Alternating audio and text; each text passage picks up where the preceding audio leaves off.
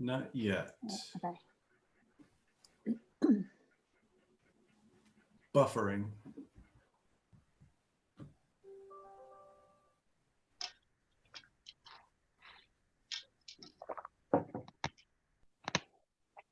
Go right ahead. Okay. 7 o'clock, I'll bring this planning commission meeting on June 1st to order. And before we go to the roll call, I just wanted to make a quick statement. Public comments that were emailed to planner@lovelafayette.org by noon today were distributed to the planning commission and staff and will be made part of the administrative record. Public comments may be emailed to planner@lovelafayette.org during the meeting. Public comments on an agenda item received after the item is introduced up until the close of the public comment period will be read into the record by city staff at their normal cadence for up to 3 minutes. To be read into the record, the email must contain in the subject line, public comment on an item that is not on the agenda, or public comment, and then indicate the agenda item and the application number, the agenda item number. If the commission has a question or seeks clarification on your public comment, staff will immediately send that public commenter an email to invite them to join the Zoom meeting. All public comments submitted prior to final action on the item will be made part of the administrative record. Okay, may I have a roll call, please? Commissioner Heising, Commissioner Maggio, Commissioner Labange here. Commissioner Radnitz, you're still muted.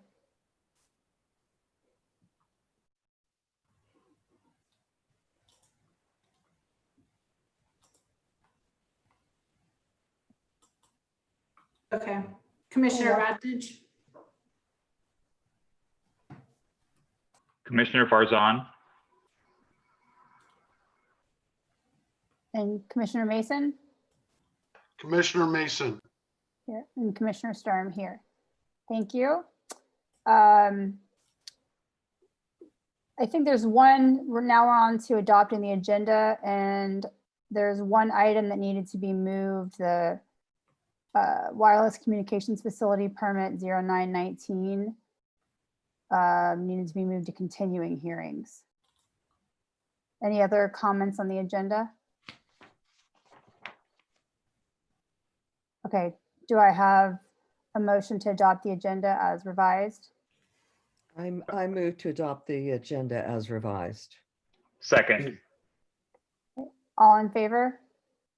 Aye. Any opposed? Okay, motion carries unanimously. Do we have any, we're on to item number 4, public comments for items not on the agenda? Are there any of those?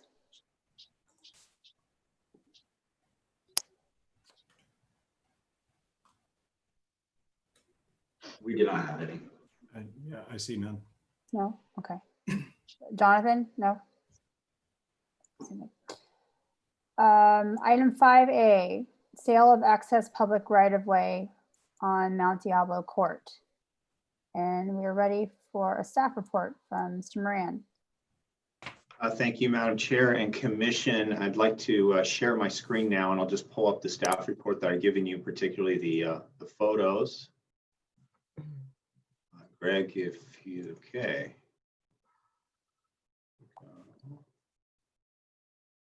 Disable participant screen sharing. Am I Working on it. okay?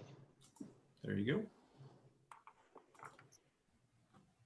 So we have some excess right of way at the corner of Mount Diablo Boulevard and Mount Diablo Court. This is the east end of downtown, east of the cemetery there. It used to be a larger piece of right of way. It went really all the way like this. And as you probably know, East Bay Mud has a new pumping station, and that's what we exchanged some of our excess right of way for a lot that turned into a parking lot immediately east of Ace Hardware. So just to the west, So we have some public parking now, and that's. Mike, can I pause you for a second? I don't Sure. think that we're seeing your screen. Or I'm Oh. not. I'm not either. Okay. Let me try this again. Thank you for telling me.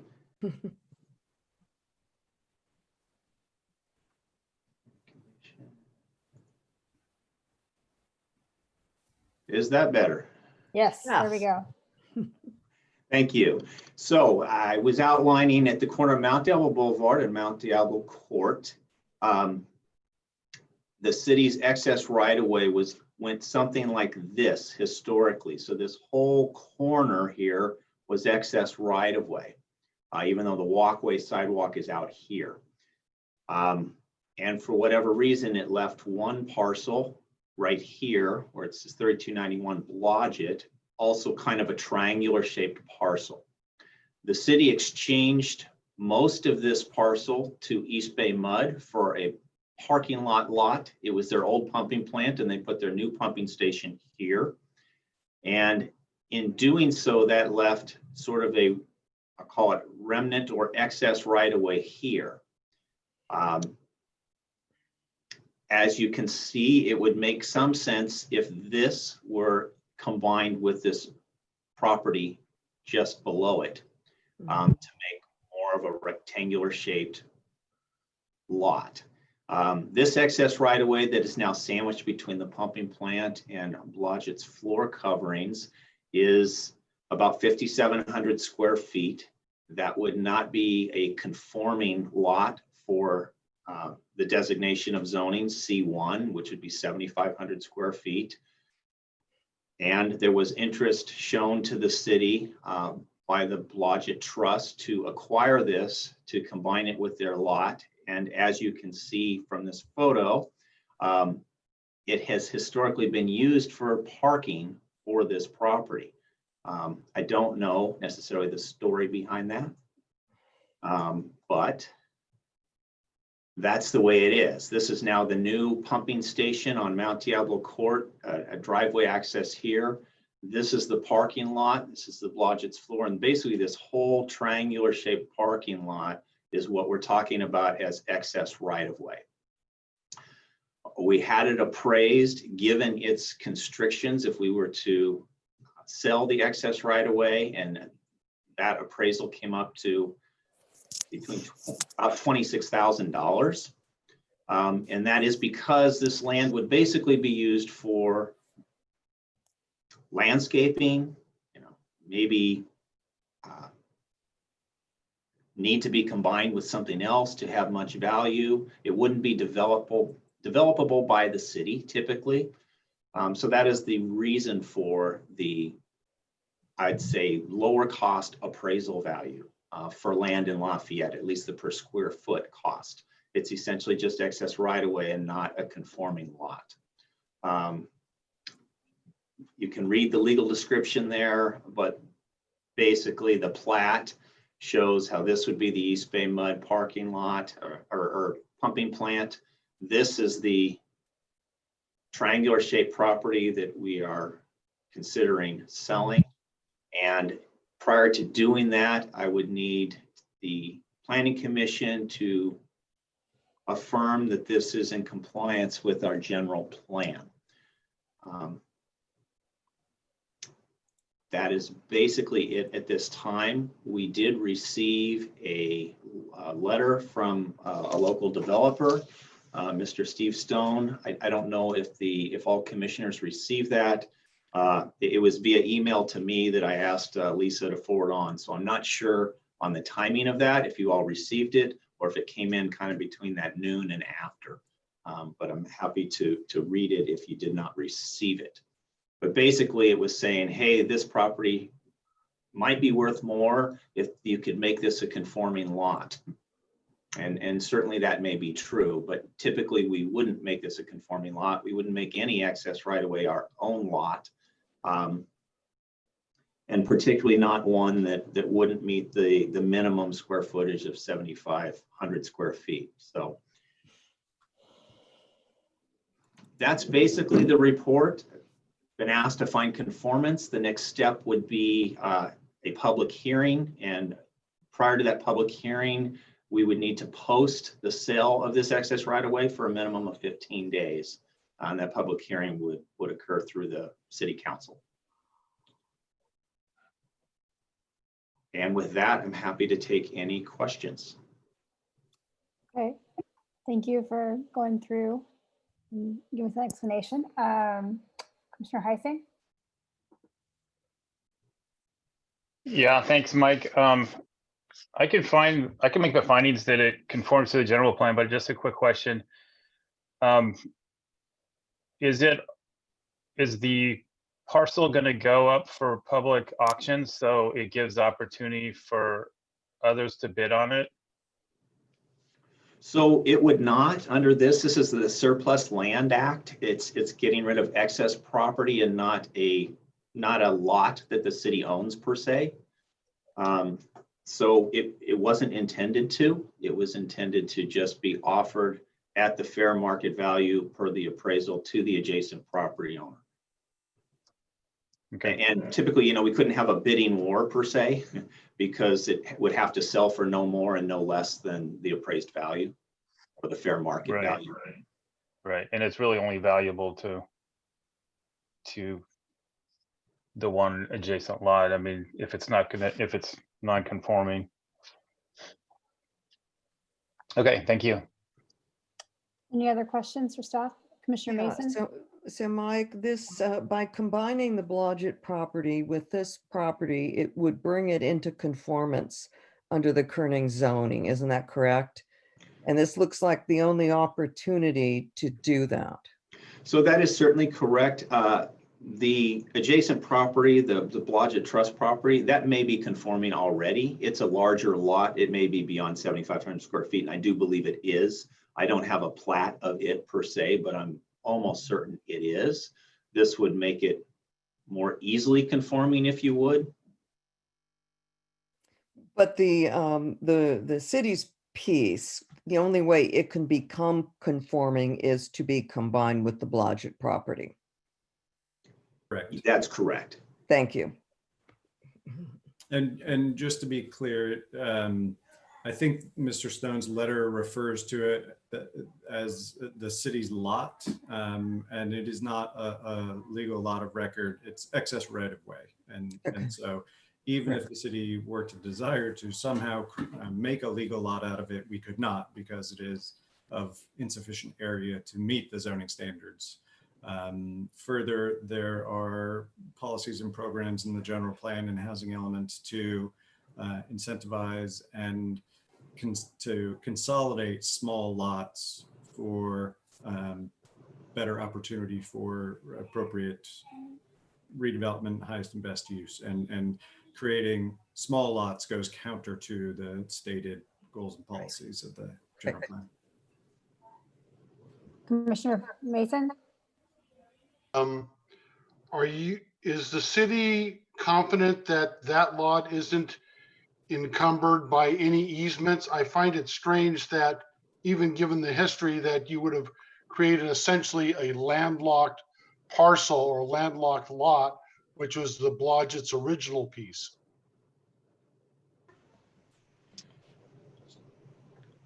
I'm fairly certain it's not encumbered by easements. That did not turn up. Again, so this was excess right of way at the corner. And, at one time the city could have used or developed or made a conforming lot out of that corner. And they chose, as the opportunity came up, to do the land swap with East Bay Mud. And in essence, East Bay Mud just didn't need the full lot. They could have just taken that whole excess right away, but didn't require it. They were fine with the square footage they took. Yes. Could they actually have taken the whole lot, because that would have landlocked Blodgett, and I can't see how it'd be valuable to anybody other than him, because I don't think you can retroactively, or could you retroactively landlock him?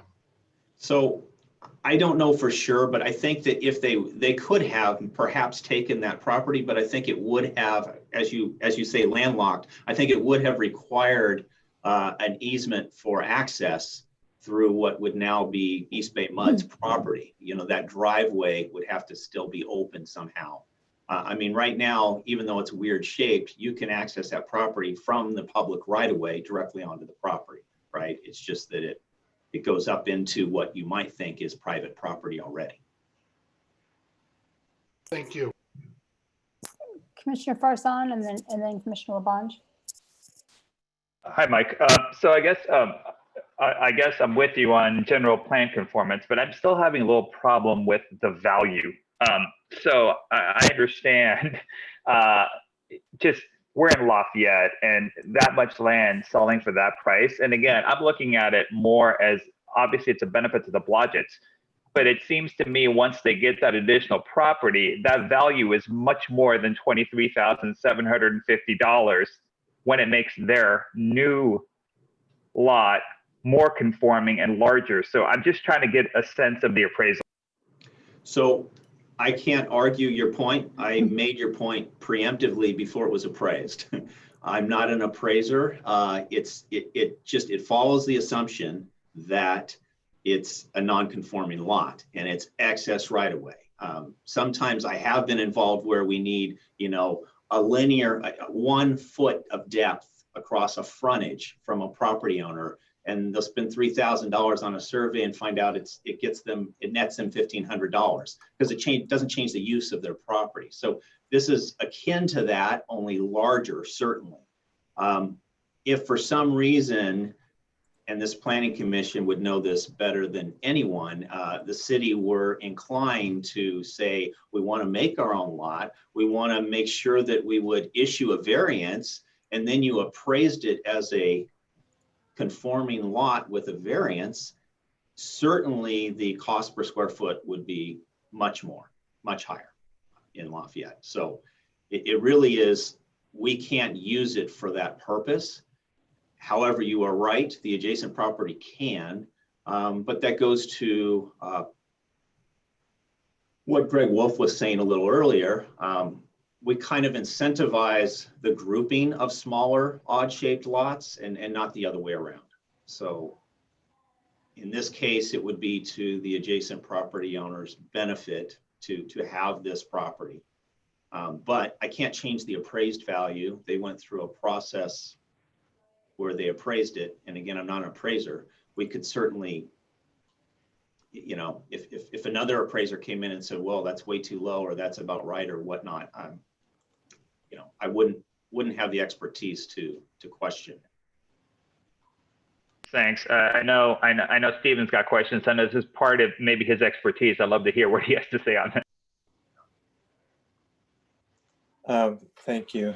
I do work with appraisers a lot, and I think there's a lot of variation. And the simplest thing, and the thing that stuck in my mind when I first read this that didn't pass the smell test, that is it's not appraised to the highest and best use.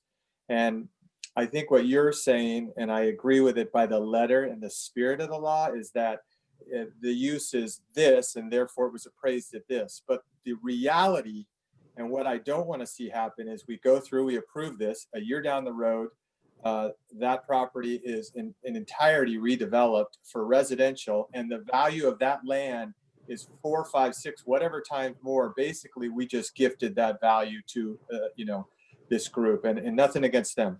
So that's the part I just can't stand, you know, I'm having issue with. So there's different ways in my work I deal with that. If I was dealing with another party and we were arguing this, I'd say, here, I'll tell you what, we'll go with the appraised value. You keep your current use, you get it at that appraised value, no problem, because that's what we were talking about. However, if you were to change and sell or do some other scenario, I have a clawback, and my clawback would be, you know, maybe the per square foot on that amount. But actually, they're going to get more value than that, because it's going to increase the value of their existing land too on a per square foot to do residential there. So I could say I want 150% clawback on a per square foot of that land. You know, I mean, there's any construct you want to make. I guess what I'm getting at is, I think I'm not comfortable with this unless we address the fact that there is increased value potential and that we either monetize it now or now being some other new appraisal, or we have a way to get that back, or they, covenant with some deed restriction and never do that. Something that says, look, it's always going to be what it is. In which case, then the appraisal matches the use. So that's kind of where I am. So I don't know, city rule wise, how we would perfect that, but that's what I think we should do. Mr. Heising?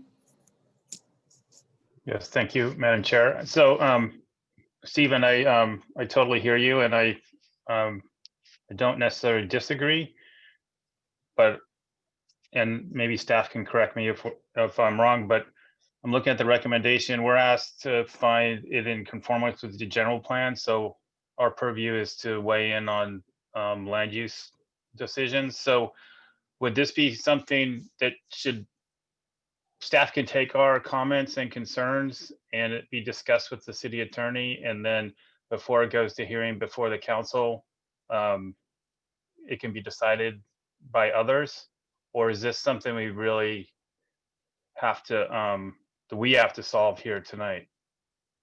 So, no, these concerns, along with, the developer's email and so forth, can certainly go to the hearing at the city council. I mean, I don't know legally what we can do as far as future restrictions or the clawback, so to speak, because we're not a private entity dealing with something like that. Certainly, Commissioner LaBonge, very good and valid points. And part of my job should be to have the best benefit for our city. And part of that is to get the fairest, highest price for that land, so to speak, if we're not going to use that excess right away for public use. So I don't disagree with the comments at all. I have not been given a mechanism to do what you suggest. But I do agree that if there were a deed restriction to keep the use as it is, that probably most of us could agree that maybe the appraisal value is on spot, right? And of course, this could be of large benefit to the property owner in the future for redevelopment, more so than $20-some thousand worth of purchase. Commissioner Farsan? So yeah, so I think Stephen followed up with where I was getting on that, and then Gary's probably right. We're making one decision, and the other issues are going to have to come up down the road. So Mike, one quick question, and if I missed this in the reading, and it can happen, how did this come about? So it probably came about when the East Bay Mud was working with the city to acquire what they needed, and I don't know historically how the parking lot came to be on the excess right of way. Yeah, sorry, Mike, I didn't mean that. Bad question on my part. I meant, how did this sale come up? Did the Blodgetts come to the city and say, we're looking to buy this? How did that part come up? Sorry about my questioner. I don't know who talked to who first, but there's a letter that's several years old from our former city manager to the Blodgetts, basically saying, in the future, it would make sense.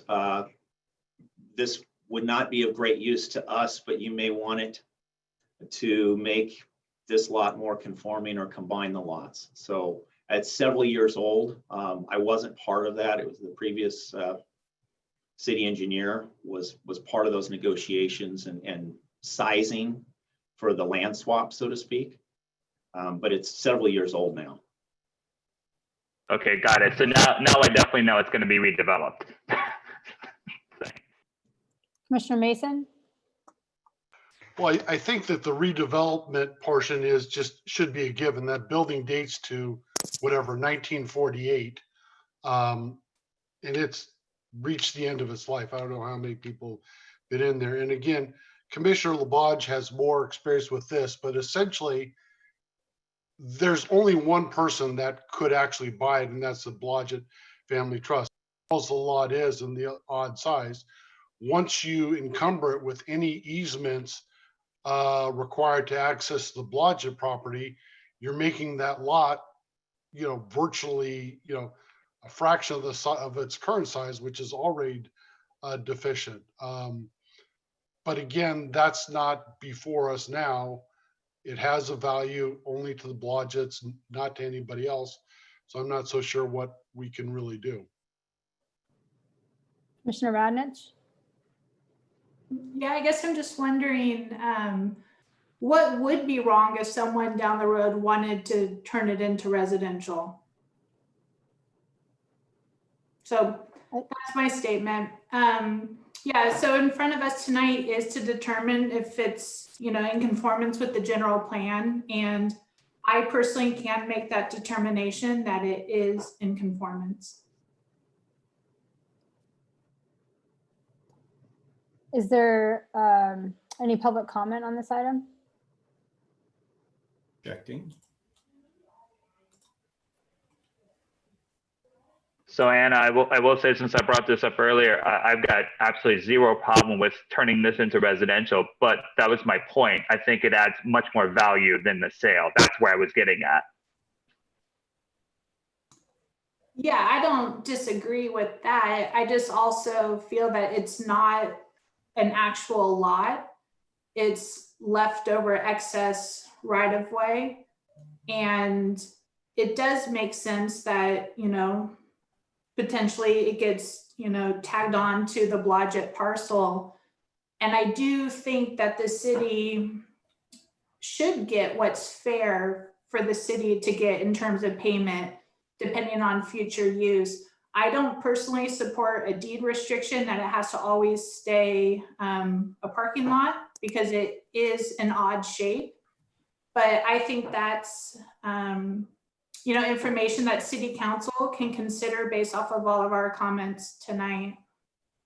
But I do agree with you, Commissioner Farzan.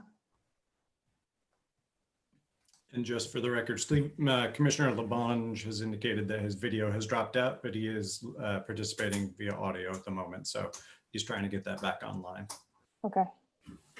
And you did not find any public comment? Correct. Okay. Okay. Are there any other questions for staff or any other comments? Okay. Is anyone prepared to make a motion? I'll move the item. The staff recommendation on the item? Can you? Yes. Yeah. Can you state your full motion? I move staff's recommendation. Second. Okay. And then we'll do a roll call vote. So Commissioner Radnich, Aye. Commissioner Maggio, Aye. Commissioner Mason, Aye. Commissioner Labange,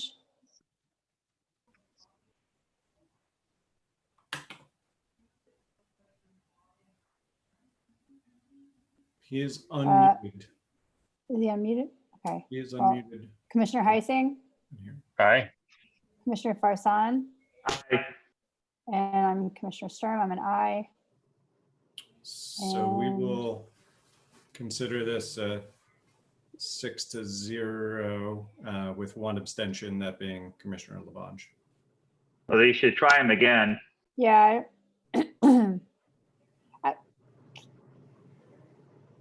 Maybe, I don't know, do you have any indication whether he can hear us? I guess we don't have chat on. Correct. Chat is off. He has. He probably needs to log out and log back in. I just heard a bell. That may be him.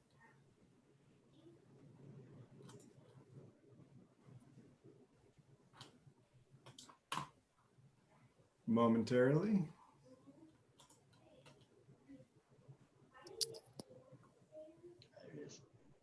He's connecting. I'm sorry, you guys. I did hear everything. Can you hear me now? Yes. Yes. Okay, I did hear everything except you guys hearing me say no. So my vote was against. Okay.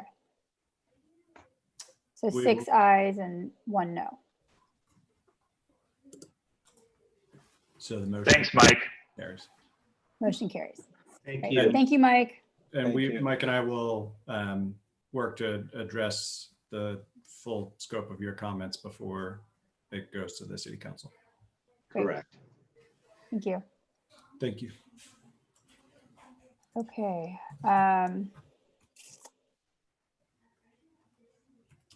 Consent calendar. Are there any items to be taken off the consent calendar? Okay, do I have a motion to approve the consent calendar? So moved. Second. All in favor? Aye. Aye. Motion. There, what- would you mind doing a roll call vote? Call vote. Okay, all right. We'll just do roll call votes from now on. Uniformly, yes. Okay. Commissioner Radnich?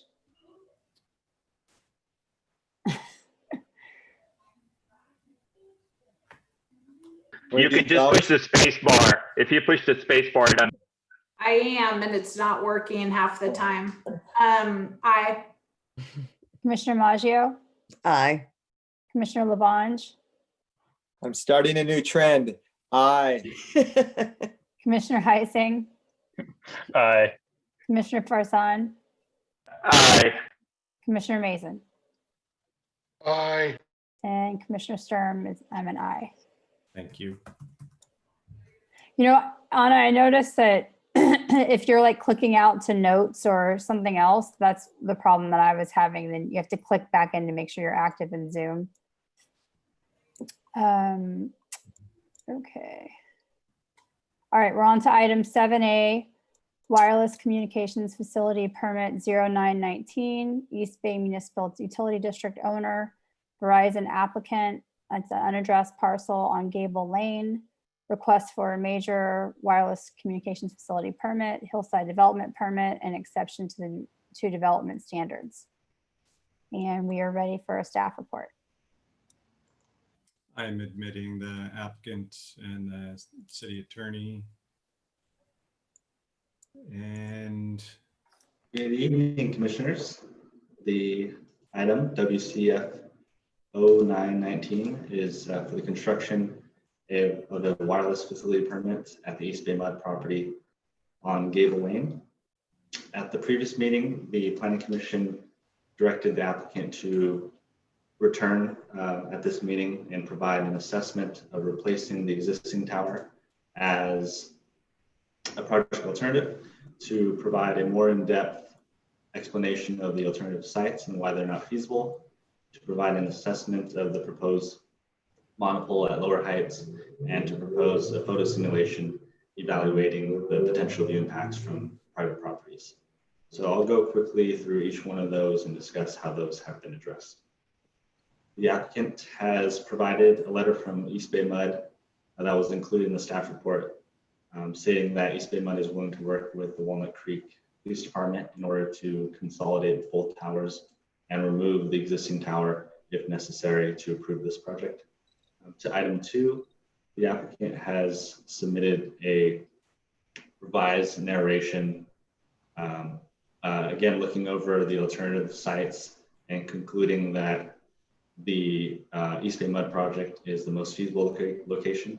They also tried to consider sites in the public right-of-way and other co-location areas in the vicinity, but again, they're concluding that the East Bay Mud property is the most feasible site to address the coverage gap, and no alternatives, no additional alternatives are present.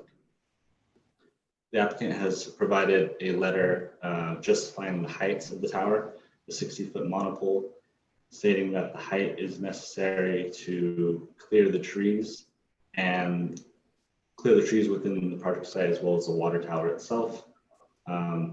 The height justification letter concludes that even a 55-foot tower would not be effective in addressing the coverage gap. The applicant has brought along a radio frequency engineer from Verizon, and he is able to discuss the coverage gap and as well as the height justification.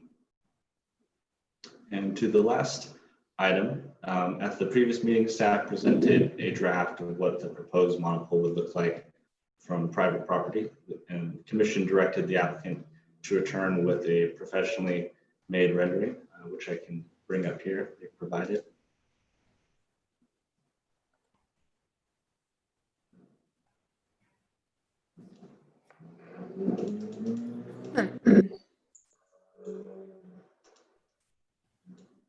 So the applicant has provided a rendering which more or less shows what the staff prepared draft showed. And that's that with the project, significant views of Mount Diablo Boulevard would be obstructed by the 60-foot tower looking from west to east. In review of the submitted materials, staff finds that the applicant has sufficiently demonstrated that the East Bay Mud project site is the most feasible location to address the coverage gap. However, staff finds that the project in its current location is not the least intrusive location on the property. So I'll pull up figure 1 from the staff report that kind of goes into this better illustration.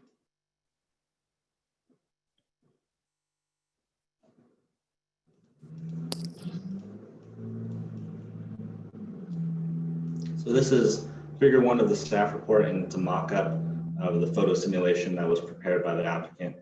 You'll see that site A is their currently proposed location, and that is east of the existing tower.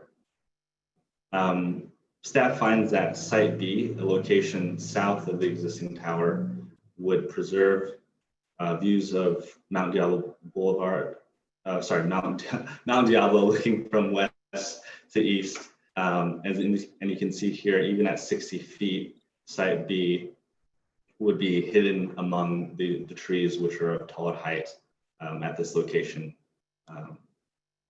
not silhouetting Mount Diablo in the background.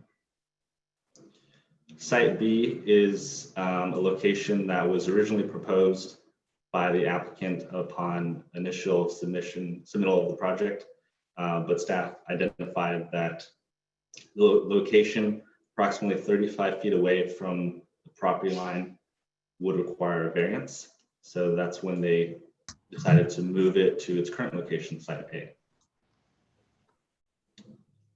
So if the Planning Commission finds that site A is less intrusive and the better option, the Planning Commission would be required to grant an exception to the development standards for setbacks. The LR5 district requires a 50-foot setback, and again, site B would be approximately 35 feet away.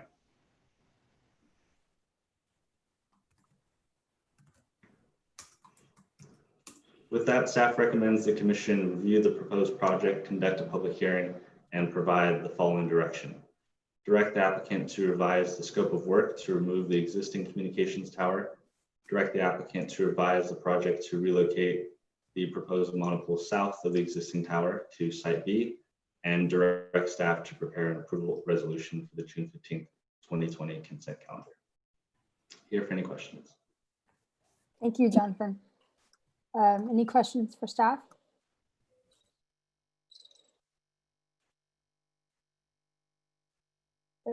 Commissioner Raddatz, are you raising your hand? It's like a bidding, an auction. Okay, I had a question. So Jonathan, in the image that you created, so behind that blue rectangle, it's solid foliage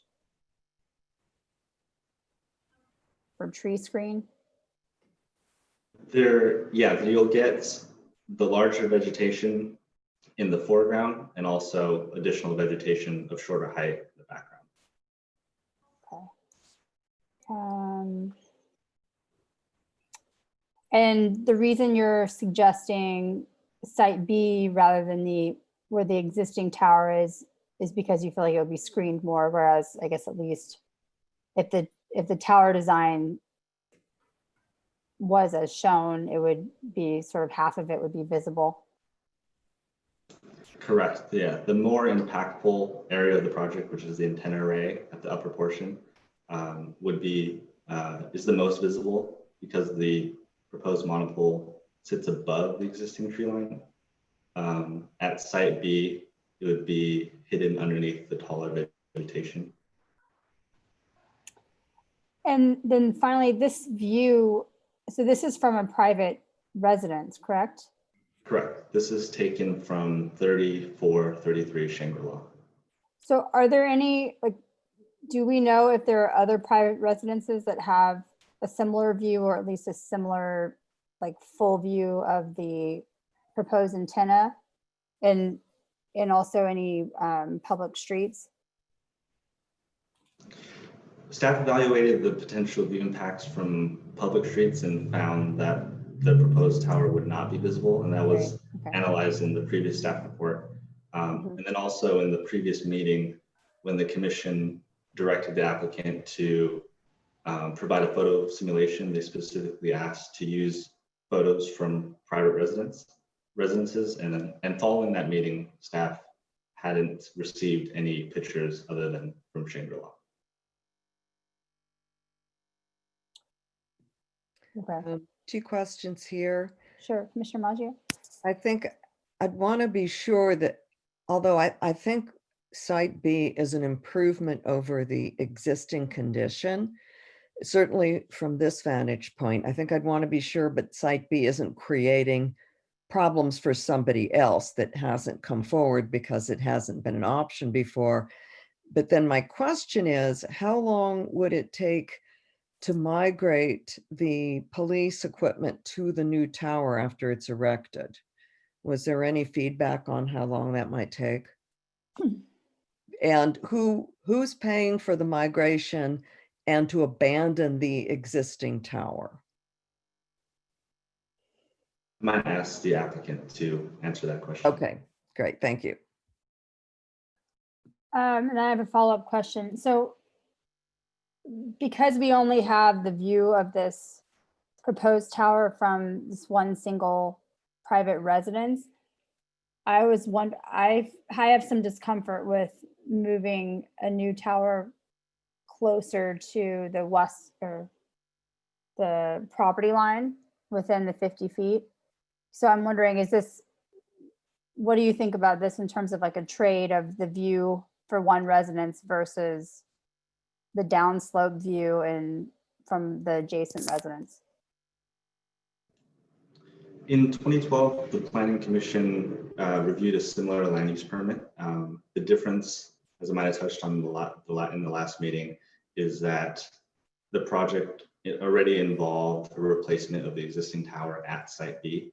So staff would find that Site B's visual impacts from downslope neighbors wouldn't be too great. Planning Commission has already made those findings in the past with the addition of some screening trees along that western property line. Okay. Yeah, Commissioner Radnich. Yeah, so my question is along the lines of Commissioner Maggio's. We do have a letter in our staff report from East Bay Mud saying that they have communicated with the city of Walnut Creek in regards to relocating the city's equipment onto the new proposed tower. So in staff's opinion, is a letter from East Bay Mud saying that the city of Walnut Creek is, willing to do it, is that enough in staff's opinion? That does staff view that as the city of Walnut Creek making a strong commitment to this if it comes in a letter from East Bay Mud? And it's fine if staff does, I just would like staff's opinion.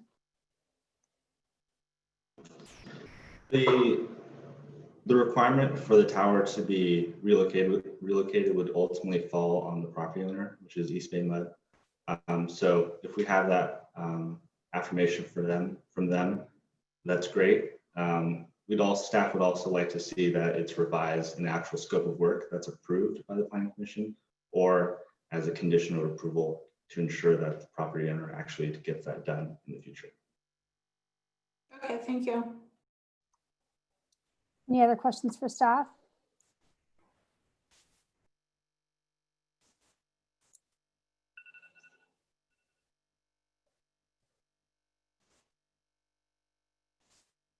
Oh, there we go. Okay. Okay. Then we are ready for a presentation from the applicant. Mr. Haddock. Thank you, everyone. I appreciate again you taking the time to consider our application. After we met last time, we prepared the materials that you had asked for, and hopefully it answers the questions that you had. Staff, I think, has summarized the situation well, and I don't want to take a lot of time talking about things that you may not be interested in.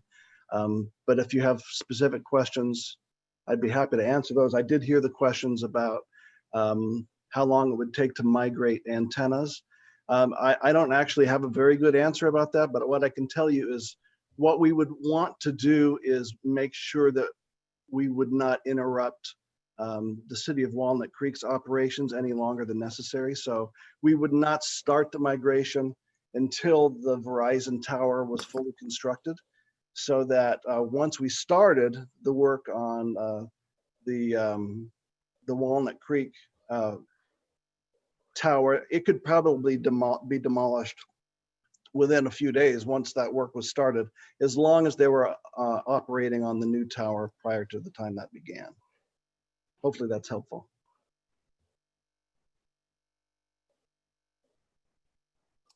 Okay, then we'll start asking you questions. Commissioner Radnich? Oh, you're still. Thank you, Mr. Haddock. When you said it depends on the construction schedule, what is the typical construction schedule for a tower of this height? Is my first question. The whole project could take a number of months because there's a bunch of stages that tend to get lined up, because not everybody, does it back to back, day after day. It takes time to arrange for other contractors to do it. So it could be 4 to 6 months. It could be faster than that. It just depends on availability. Sometimes we're impacted by the weather also. Okay. It's actually very variable, unfortunately. Okay, but I'm hearing, am I correct in hearing that it's kind of in the 4 to 6 month, typically in the 4 to 6 month time period, not a 2 to 3 year time period? Oh yeah, no, that's absolutely right. Yes. Okay, and then another question I had for you is, how tall is the existing water tower? Yeah, actually, our survey shows that on the project drawings. Let me try to pull up the right page. The tower at its edge is, if I can see it, 754 feet above grade, which makes it, it looks like about 19 feet I'm sorry, 754 feet above sea level, which makes it about 19 feet above grade at that particular spot. The challenge is that it's domed, so the top of the water tower is higher still. I think I actually have that number somewhere, but I didn't have it written here to have a handy access to you. But I think it's 15 to 20 feet higher in the center.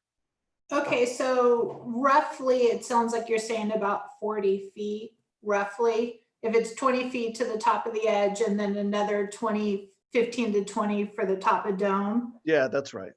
Okay, so then my question to you is, on the previously approved permit for this, or application for this, the proposed tower height was 55 feet. And then in the staff report, one of the questions we had asked is if your team could go back and look at, optional or different tower heights, right? Maybe at 50 feet, 55 feet. And I understand that for coverage, Verizon is suggesting that it remain at 60 feet. And one of the reasons was, due to the height of the water tower. So if the water tower is roughly 40 feet, why would 55 feet have been approved in the past as being acceptable? It's hard to say because I don't know how the site was designed before. I mean, what the coverage objective was. Very much depends upon where the antennas are aimed. In this case, there is a sector of antennas that is aimed roughly east, right over the water tank. And honestly, I wasn't involved in the design of it before, and I can't tell you whether the antennas were aimed in that same direction. I believe Pablo Sanchez, Verizon RF engineer, is part of our meeting today. If he may be able to answer coverage questions better than me, if it's possible to loop him in. Mr. McCardle, I apologize, Mr. Haddock. We have no one by that name in the waiting room. Do you happen to have the last 4 digits of his telephone number? Perhaps he is only calling in. I guess that's possible. Let me check.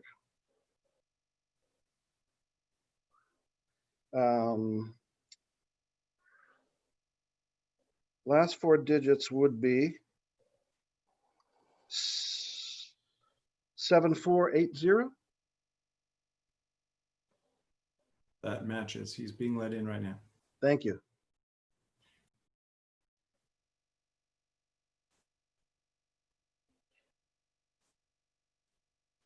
Was it Mr. Sanchez? That's right. I'll unmute him.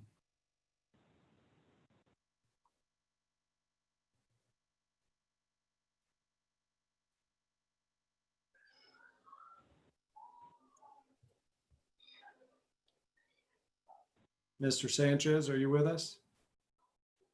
Yes, I am. I'm here. Can you see me? No, we cannot see you. All we can hear you. And so I believe one or more of the commissioners had a question regarding tower height. Yeah. Hi, Okay, Mr. sure. Hi, Mr. Sanchez. This is Commissioner. Hi, this is Commissioner Radnich. So I just had a question about the tower height, or sorry, the water tower height. So I guess my first question would be, do you know the height to the top of the dome of the existing water tower? Yes, hold on, let me check.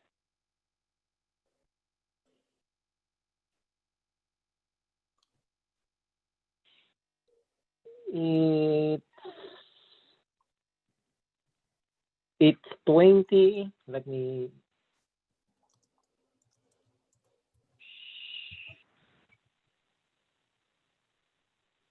Water tank. Almost 25 feet. So is that to the top of the dome or is that to the top of the edge? That's the top of the water tank railing.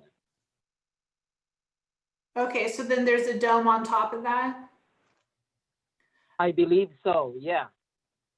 Okay, so Mr. Haddock was saying, I don't know what you could hear before you joined, but Mr. Haddock was estimating that the overall height, including the dome, is approximately 40 feet. And with that, okay, so with that, I had a question. You know, one of the items that the commission had asked Verizon to go back and consider for tonight's hearing is different tower heights for the proposed tower, you know, maybe looking at 50 feet or 55 feet to really determine if 60 feet is necessary. And in the staff report, you know, the staff report information provided by Verizon makes reference to the fact that, you know, due to the water tower's height, that the 60 feet proposed for the Verizon tower cannot be reduced. And that is correct. Okay, and so my question is, if the height of the water tower has not changed since the previous application and approval, how come a tower height of 55 feet was approved last time for Verizon? That's because, yeah, that's a very good question. Thank you for asking. First of all, the design back like 8 to 9 years ago has a different coverage objective. And in today's objective, we have to maintain a vertical isolation that shoots, one sector is shooting across the water tank. And then we added more down tilt because the network needs is within the near field of the proposed wireless facility, which means to say we need more coverage. We need to augment or enhance the area closest to the tower. And the difference of the elevation is pretty much very high. So the antenna that we are proposing will be down tilted. If we have to lower our antenna, then there will be some passive intermodulation or interference that will be generated because of the water tank, which is made of metal. So there are reflective signals that will cause interference to our site. Okay, thank you. So am I understanding correctly, it's basically that the design of this tower and the antenna configuration is different than the previously approved, and that's why it needs to be high enough to send the frequency over the tower? That is correct. Okay, thank you. You're welcome. Commissioner Heising? Yes, thank you, Madam Chair. Well, we have the engineer on the phone. My question is, if the commission were to ask for the tower to be moved to Site B or somewhere along that westerly property line, is the current design adequate? Or Yes. would you have to go back and redesign, and would the tower be able to be shorter or the same, or would it have to be taller? It will be the same height and the location. I already ran analysis on those two alternative locations, and there will be no change in design. Okay, thank you. You're welcome. Commissioner Radnich? Mr. Sanchez, can you just clarify when you said you ran the modeling for the two alternative locations? Do you mean for A and B, or is there another one in addition to B? A and B. Okay, thank you. You're welcome. Any other questions? The applicant? Okay, I had a question. I think there was, Mr. Haddock, were you recommending that the city consider a pine, like our tree monopole? Yeah, I did mention that when we met before, and our feeling is that it will help kind of make the tower blend into its surroundings better. We did not propose that originally because the city's ordinance doesn't support it, but if it's, you know, I had the feeling from our last conversation that there was some interest in that. And so that's why I put that in my letter. If it's something that the city would consider, my feeling is that it would make the site, especially the tower, blend in visually much better than just a standard monopole that looks kind of industrial. Do you have can any? I chime in here? I'm sorry, guys. Can I chime in, Dave? Sure. And the commissioners? If we have to change the structure type to a monopine, architecturally, there will be a height difference because the fake branches requires, the topmost requires an isolation of a certain height between the antenna and the topmost branches, because the topmost becomes literally shorter and smaller to basically look like a natural monopine or a natural pine tree or whatever still thing that will be applied to it. So that means to say, when we change the structure type, the architect may need more height than what is there for the monopole, because they need more additional height for the fake branches. Does the width where the area that's the widest now, where all the panels are, does that width have to stay the same and then you sort of project up from there, or can the panels be reconfigured? My explanation earlier is for our antenna to be hidden with fake branches, since the topmost, the branches there become shorter and smaller, it has to increase the height to hide the antennas inside the monopine.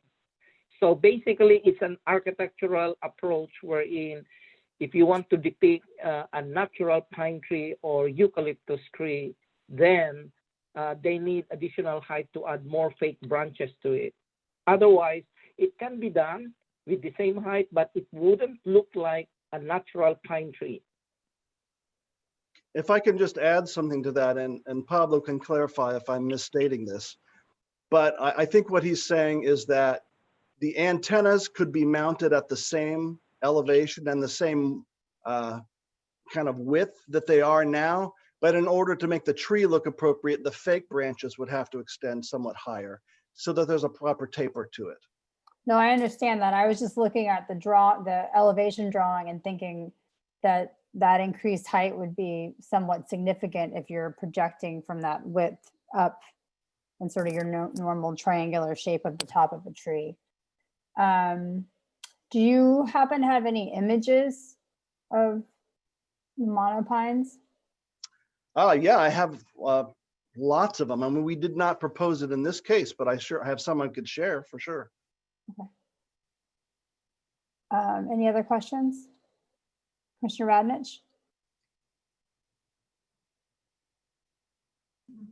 Okay, my question is along the lines of the monopine. You know, one thing we had asked last meeting was, you know, down the road, could another application come through to, you know, add more antennas onto this proposed pole? And what could that mean? Like, could the pole end up getting taller? Could it, you know, and how tall could it get? So page 4 of 6 of the staff report makes reference to, you know, if potentially down the road, you know, if more antennas were added, it could potentially mean an additional 20 feet added to the existing proposed pole height. So how does that work if it were a monopole tree type antenna?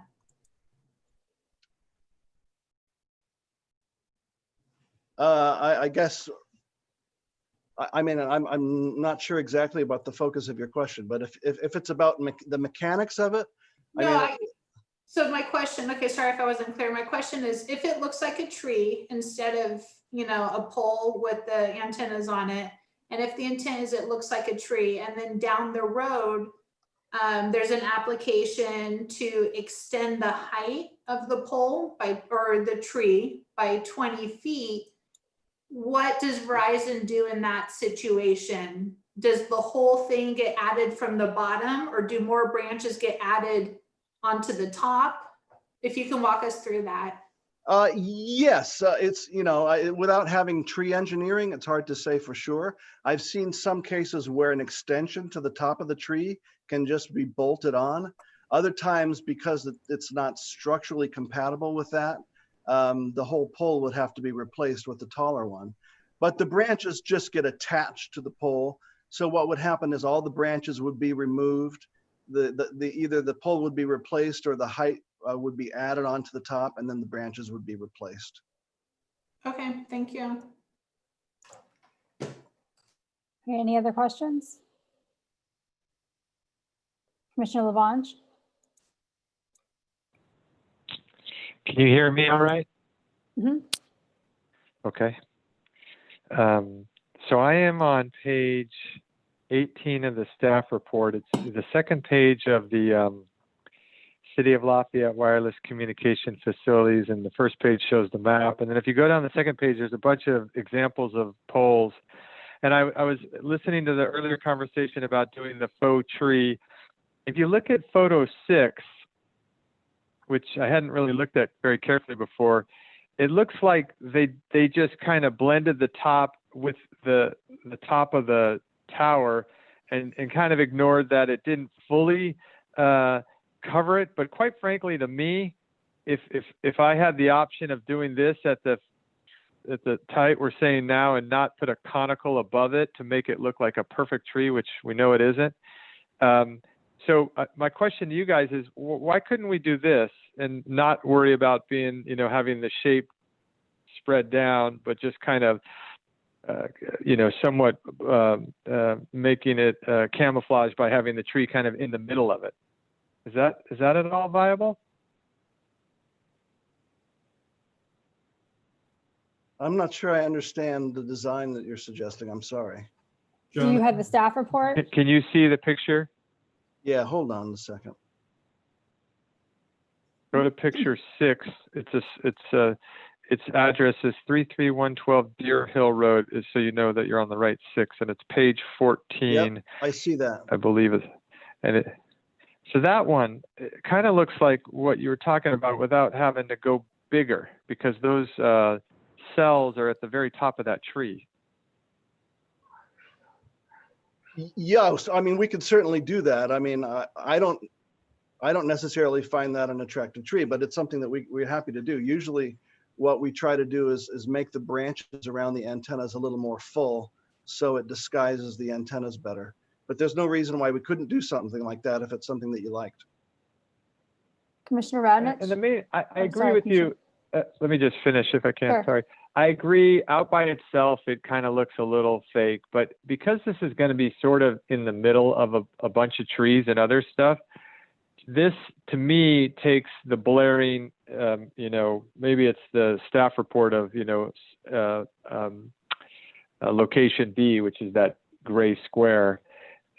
I just think it would camouflage it a lot better because it's in amongst natural trees, and so not necessarily disagreeing with what you say in general, but in amongst the natural trees, this seems like it would at least not make that sore thumb stick out. That's all. I'm done. All right, thank you. Commissioner Radnich? Yeah, this question is for staff. Can staff just kind of remind us the city's code on fake tree towers? Yes, and I'll pull that up right now.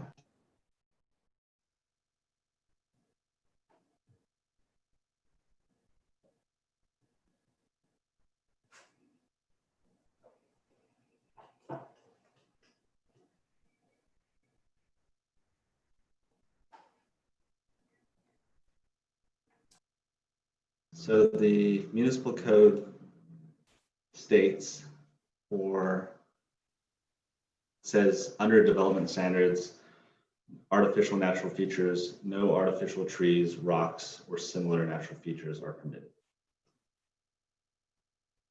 Okay, thank you. But the city could grant an exception to the development standards if it confirms that there's a coverage gap and granting the exception is the least intrusive means of covering that gap. Thank you. Commissioner Maggio? I've got too much experience with these monopines to ever support them. We've been through many, many monopines between Orinda through Lafayette and Walnut Creek. And in my experience, these pines add to the size of the pole, and they do not look real, even masked with other trees. With other trees, they even stand out more because they tend to be very blue. So I just want to say right now, there's a reason it's in our ordinance, and a mono tree is not something I could ever support. Okay, thank you for sharing that. Okay, any other questions? Okay, thank you, Mr. Haddock and Mr. Sanchez. Do we have any public comments? Yes, we have public comments from Mike Geringer. Renata Robles is here to read for us. Good evening.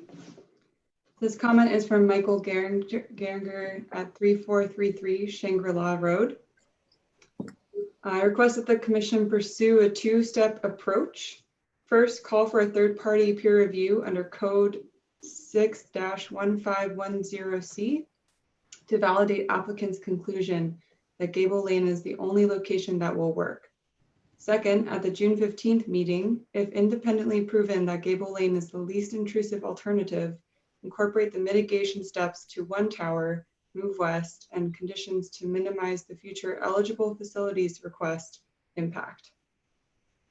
The fundamental point is that there is a less intrusive location and that the burden of proof is on the applicant. The commissioners insightfully pursued this on May 4th, as well documented by staff. However, the applicant has ignored the commission's requests or questions and provides no additional information on the tabletop alternative. In ruling out tabletop, Verizon has provided no scientific evidence and leads one to believe that the only tool for managing interference in cell sites is topography, which is simply not true. Think of flatlands across our country or in high-rise cities where signal reflections abound. These are digital signals that have robust conflict management built in. Under Lafayette Code 6-1510C, commissioners can request a peer review of alternatives at applicant expense. Given that 17 of the 18 public comments are against this location, plus the impacts to real bridge lines and up to 10% of property values, the residents and the commission deserve a second opinion based on science. Expert peer review is logical prior to granting the variances and was requested on May 16th. Please ask the city attorney to further explain the EFR ordinance. Essentially, without review, the tower can grow to 80 feet and with an antenna extending 20 feet from each edge. This is 4 times the size of the photo simulation. The commission has ample cause to not make the findings required for the initial tower permit under 6-2071C, D1, and D2, documented in multiple comments. EFR is also why the CEQA categorical exemption and cited support case failed. CEQA 15604 requires probable future projects to be included in the review, and these are not minor. 3 respected local realtors with 100 years experience have provided comments documenting up to 10% reduction in property values from locating this commercial cell tower in a residential neighborhood. Sellers must disclose this in the nuisance section of the real estate forms because it matters to buyers. The general plan calls to maintain the character of existing residential neighborhoods. Land use permit section 6-215 requires a finding on preserving property values. This tower is not consistent with the general plan. Thank you to the staff and commissioners for their service and consideration.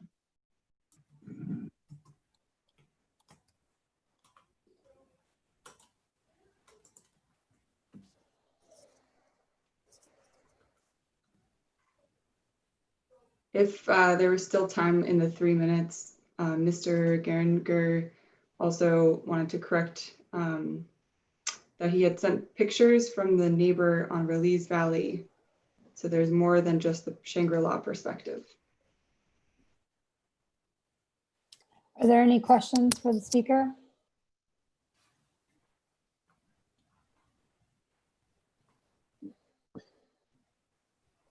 Commissioner Heising?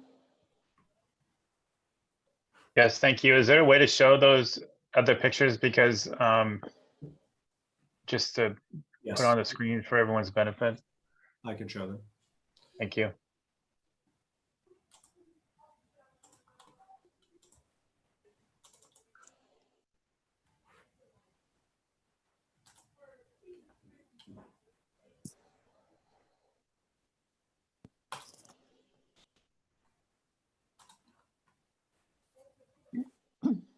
You're seeing a PDF with trees, or an image with trees and antenna at the top center, correct?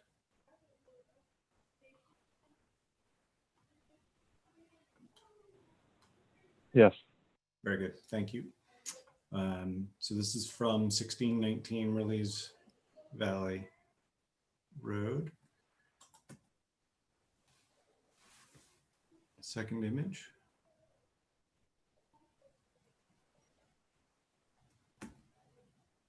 And the third image. So the site B would be to the, closer to the crop of trees then? That is my understanding, yes. So the first images submitted with from the Shangri-La property, the second set of images, the property is further and slightly just northeast, and so it is looking slightly more to the south. And I'm going to try to bring up Google Earth to orient you to those.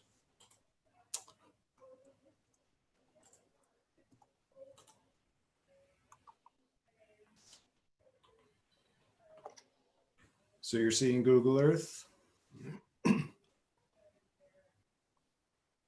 Saying no, not. Yes. Okay, thank you.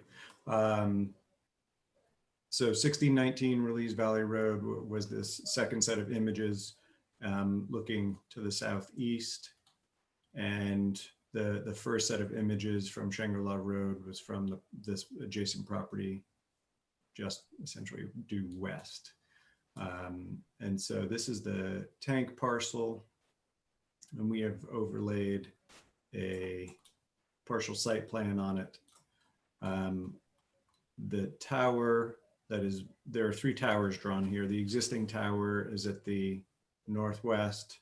The proposed site A is due east, and site B is due south, essentially from the existing. So those are existing.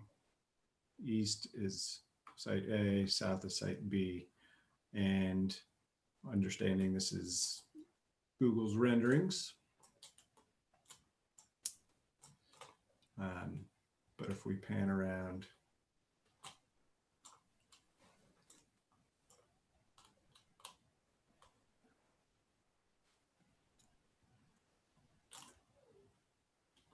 so the existing tower, the site A tower to the east, and the site B tower is more hidden in the trees, according to our analysis.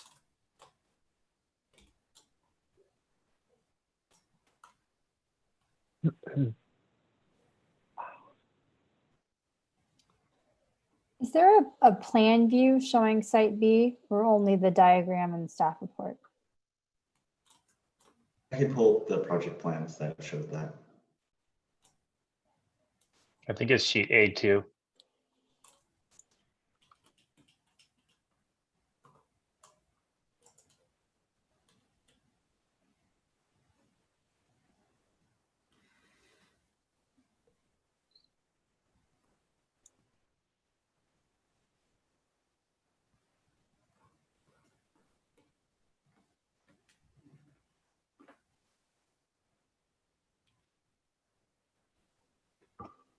Sorry, one moment, it's loading.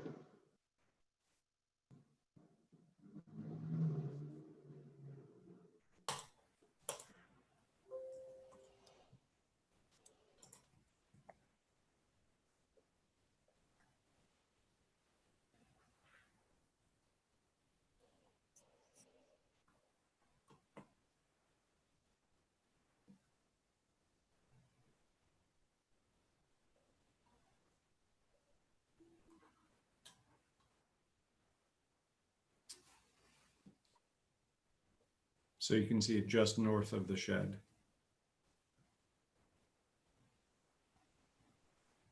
The shed, and if you can zoom in a little bit, Jonathan, perhaps. Yeah.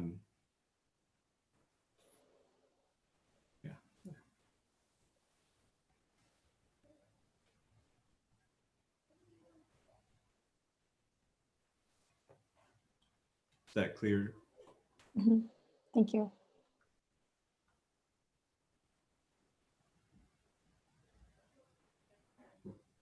Okay. So there were no questions for the public speaker. And do we have additional public speakers? Public comments? We do not.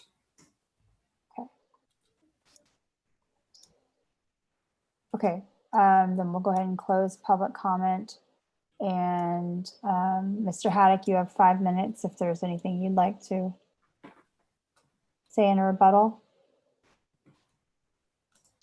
I think I mentioned when we met last that Verizon also does study property values, and what we find is that people, especially younger people, very much value good cell phone service and prioritize that when they're looking to buy homes over many other factors that you might be surprised to find even over good schools.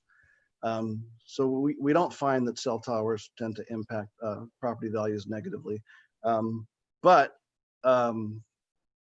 staff's suggestion that we go back to the site B location, which was our original proposal, looks like it would mitigate visual impacts. And it was part of our original proposal, so we'd be happy to move forward with that one. Any other questions anybody has, I'm happy to answer them. Okay, thank you. Okay, so we'll bring it back to the commission. Who wants to go first? Commissioner Heising. It's like a game show, Commissioner Mason. You got to buzz fast. Yes, thank you, Madam Chair. So I'm inclined. I'm kind of liking location B. I think it addresses the visual comments made by Mr. Geringer, and then also the additional photos shared with us tonight from the other vantage point. But I guess we're not in motion period yet, but I guess I would recommend a slight variation to B. So all in all, yes, B. I'm moving it off of the A point and swinging it around almost all the equipment about 90 degrees along the west property line. But my recommendation is don't make the new tower in the B location any closer to the property line than the existing tower. So in essence, slide it, when you're sliding it south, slide it parallel to that western property line, because if you look at the shape of the parcel, it's not a rhombus. I'm losing my it's a parallelogram, if I'm remembering my my math correctly in middle school. Well, actually it was junior high back then, it wasn't middle school, but anyhow, slide it down parallel to the property line, because the only concern I would have with location B is it's closer to that house. And if I scroll back to the staff report, I think the address is 1604 or 1600. So you're swinging the tower closer to that other house off Gable Lane. So I would just say keep it the same distance away from the property line as it is the current location. And then also addressing the concerns that were in the original discussion at the last meeting. If we were to get the equipment transferred over to the other pole, it takes away the two pole concerns. So that's kind of where I'm at this point. Thank you. Thank you, Commissioner Heising. Commissioner Mason? I also favor the B location. I actually prefer where it's currently shown now, because it disappears behind the trees. And from the two property owners that commented, moving it out in line would just still make it visible. Putting the B location, getting it down to one pole actually lessens the visual impact of the whole antenna array rather than increases it. And since that's the major concern there, I think there's between 7 feet, 10 feet against the property line, one way or the other, doesn't matter as much to me. I'm also very strongly against a fake tree pole. I don't like them either. Okay, Commissioner Maggio? Yes, I would agree with Commissioner Mason on both of his points, the fake tree, and that we have an opportunity perhaps here to improve the overall visual of the tower of that area. I think what I would really want to happen, though, is that we condition not only the abandonment of the original pole, but also the removal. I'm afraid if we take the police equipment off and the pole gets left because it's no man's land. So I think we'd have to condition the removal of the pole and the relocation of the equipment before Verizon can operate the new transmitters as part of the condition. But if we could make those conditions, I could support this project. I just want to do a piggyback question. Do we know when the antennas from the existing pole are moved over, what will that add to the proposed design? I guess this is a question for Mr. Haddock.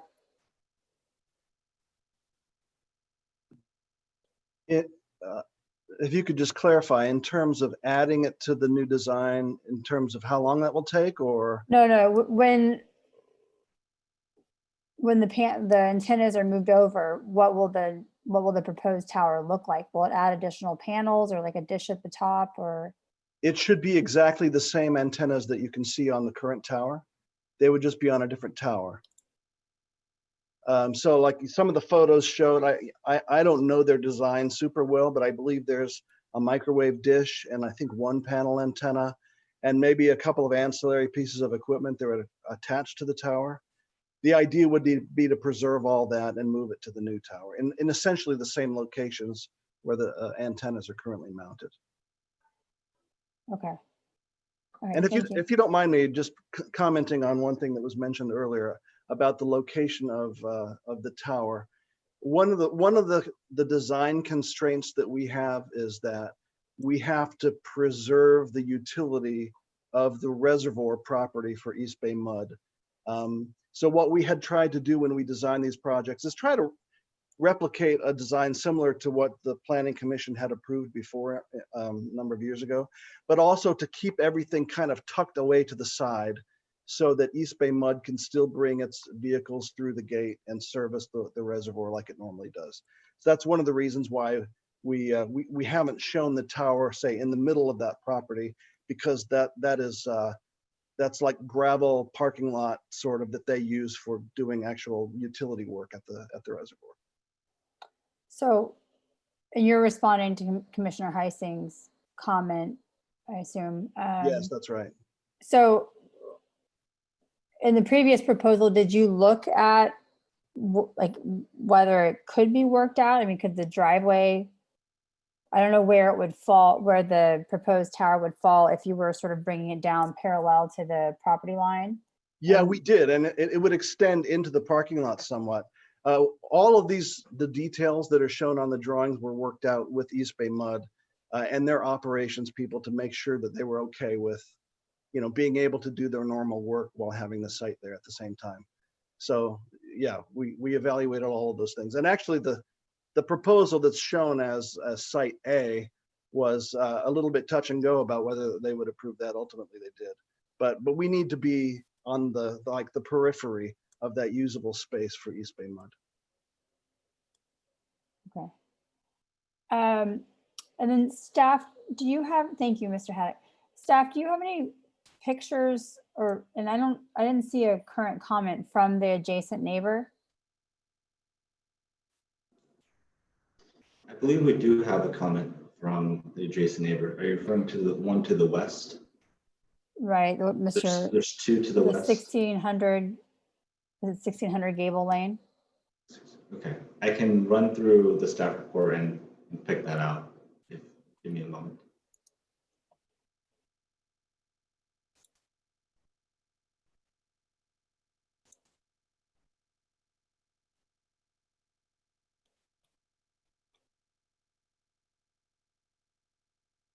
I see one Gable Lane.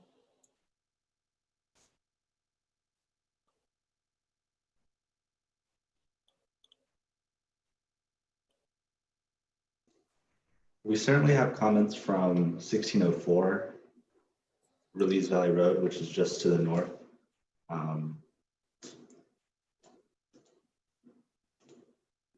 I was just wondering what the different locations would look like from the background of the backyard of the, I guess if it's 1600 Gable Lane. And so the property to the north of them is the 1604 Release Valley Road. Or west, I guess. So are you, to confirm, you're inquiring about comments from 1600 Release Valley, just to the west? I think Commissioner Heising said it was 1600 Gable. Is the address on Release Valley Road or Gable Lane? Yeah, that's the number I saw in the staff report on, hold on, what page is it? It was in a, it's in a view, it was in a plan view. Oh, on sheet C2, it's shown, but I didn't see the It's address. figure 2 on page 4 of the staff report, 4 of 6. 1600 is the southerly one to the west, and 1604, and then above where by Okay. site A is 1624. Okay, yeah. So my question was about comment and images from 1600, I guess, Release Yes, Valley Road. we have not received comments from 1600. Okay. Commissioner Radnich?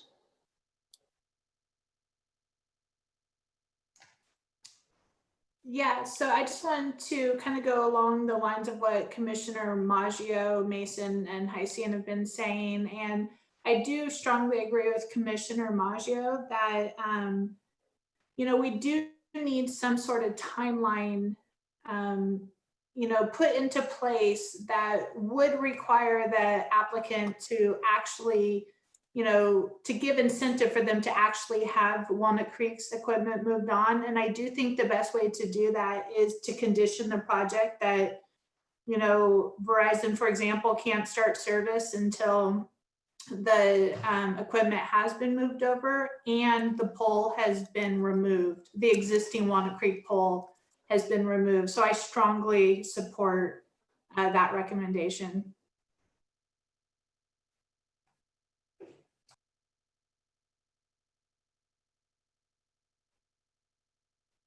Commissioner Mason? Well, I accept the goal of the recommendation. I been involved in too many negotiations, which went down to the last minute and fell apart.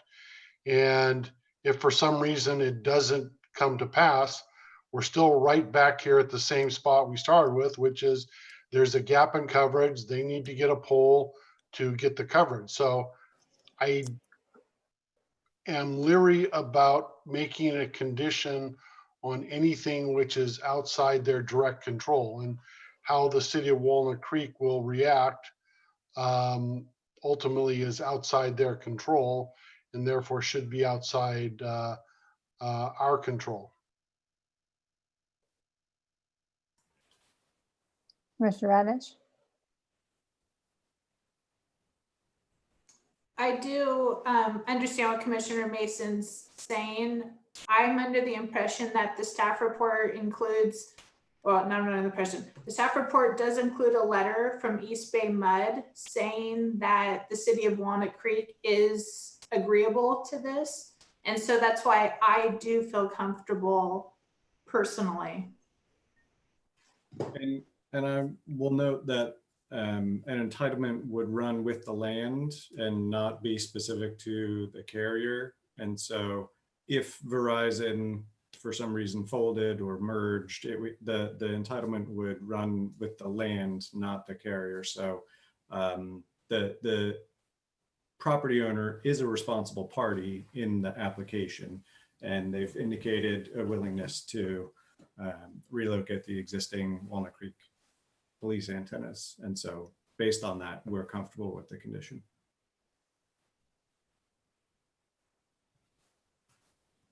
Commissioner Labange, were you raising your hand earlier? Yes, thank you. So I like option B. And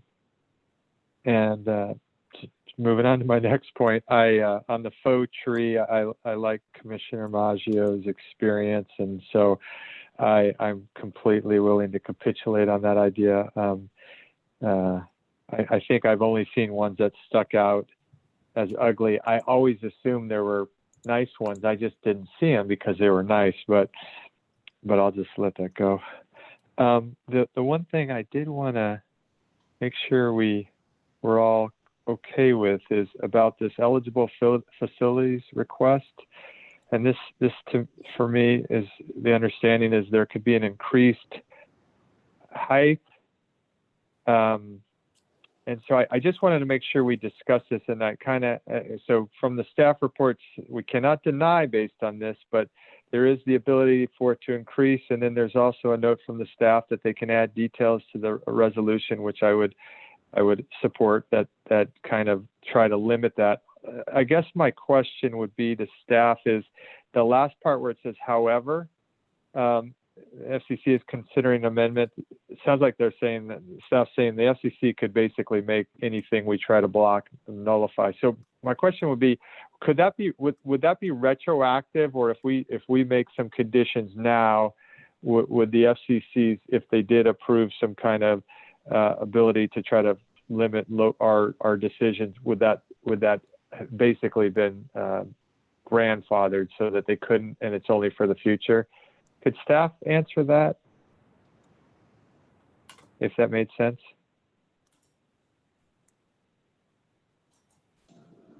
I've unmuted. Sure, yeah. McCardle. Jonathan, you want me to? I've been unmuted, so I think I'm supposed to hop in. I'm Andrew McCardle from the City Attorney's Office. Yes, the new rulemaking or draft rulemaking from the FCC touches on these eligible facilities requests, and it is unclear at the moment whether, if adopted in its current form, this declaratory ruling would kind of grandfather in existing facilities. It's not clear. There's definitely an argument to be made that it shouldn't apply to them. However, that's not discussed.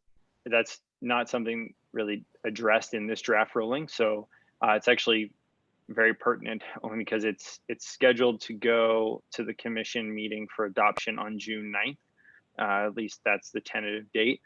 It was kind of issued for comments by the FCC, and those comments are due tomorrow, actually. So I'm sure, there's going to be comments and support comments and kind of opposing it. That's going to come from industry and local governments and interested parties, I would say. But it is scheduled to go to the commission for adoption on the 9th, so we'll have to see. But it is unclear whether it would be retroactive. The other, I guess, most pertinent change to this installation, and again, the staff's correct that you can't deny, just be aware, it's not, you can't deny this installation based off of, a potential future and speculative future installation, but just want to let you know how the eligible facilities request laws work in the event that it's relevant to you. With regard to height, the other main change, the staff report's correct. It can increase the height of up to one additional antenna array, which can be separated by 20 feet from the existing antenna. But the new clarification, they call it, from the FCC in this draft ruling is that the second installation, the new antenna height is not included in that 20-foot limit. So it can go beyond that, however tall the antenna is. It's measured from where the antenna array is to the top of the antenna below. So just something to clarify as far as that new draft ruling from the FCC goes. Okay, so let me just clarify. So it could go 20 feet higher, and then that could be basically the bottom of the new antenna, which could be, I don't know how big an antenna could be, but. Right, I'm not sure how big it may be. So let's just say it's 10 feet, 20 feet. It would be just 20 feet plus the height of the antenna above where it is right now. If the ruling is adopted as currently written and it applies to existing installations, then yeah, it would be 20 feet plus the height of the new antenna. whatever that may be. And Verizon may be able to give a little bit more guidance on how large the antennas typically are, but obviously I think that would be speculative even. It seems to me Okay. if something Well, was thank 80 you. feet tall, the structure would have to potentially change dramatically, like the actual pole itself would need to be replaced. Do you have any thoughts on that? And then that would trigger a new review. We could have guy wires. Well, let me Yeah, just finish. I'm not sure. Or go ahead and answer that. But I had some more I wanted to. Go ahead. I was just gonna say I guess it would just depend on what was entailed in that future installation, but it would obviously have to be safe, so they couldn't just swap them out and then it causes or poses a danger to the public. Like it would have to be a safe installation. But the regulation would be for an existing pole to be added to, not replaced. It would depend on the application, but there is a chance, depending on, like, if they had to increase the size of things, it would just depend on. Sorry, I'm looking up because I have the list pulled up, but there's a list of factors when you're talking about eligible facilities requests or modifications, and you're saying, okay, does this modification meet the requirements for an eligible facilities request? Which is, when that is true, it very severely limits the city's discretion. You basically have to approve it. And there's a list, so it deals with how much does it increase, for whether it's a substantial change. Some of those factors are how much does it increase the height? How much does it increase the width? Does it require excavation outside of the existing site? Does it defeat concealment elements? So there's a whole list. So with regard to width, if the pole had to be larger, it would just it would depend on, I suppose, what it's doing and how the current site's defined, et cetera. And I should note, with regard to the going outside the bounds of the current site, the FCC, when they put out this draft declaratory ruling for comments, they also put out a notice of proposed rulemaking to address that specific issue, whether how they want to. There's been requests from the industry to allow to expand the site a certain amount without it being a substantial change. And they're now going to go through kind of a lengthy rulemaking process about that. So hard to say how that will turn out, but just to kind of answer your question a bit more. Okay. Thank you. Oh, okay, so from that, I would think that if we knew tonight that the FCC was going to say it's not retroactive, then I would be okay with staff doing some resolution and conditions of approval that basically limited that. However, we don't know what the FCC is going to say. So either we make that, in my mind, and other people, if you have a better way to do this, tell me, but we make the assumption, and then in between now and when we come back for, June 15th, which in the recommendations it says on consent calendar, which we might have to pull off because if the FCC were to come back and say, nope, you could retroactive, I would not be willing to necessarily go forward with the consent calendar on the June 15th, assuming we approved it tonight. And if we found out that the FCC did allow retro, then I would want the applicant to show us in the figure B site B location, the proposed one, and then show us what 20 feet plus the biggest antenna you could possibly ever put on there, what that looks like, and then go outward as well. And let's make sure we're not approving something that's not what we want. That's kind of what I would suggest. So that's where I am on it.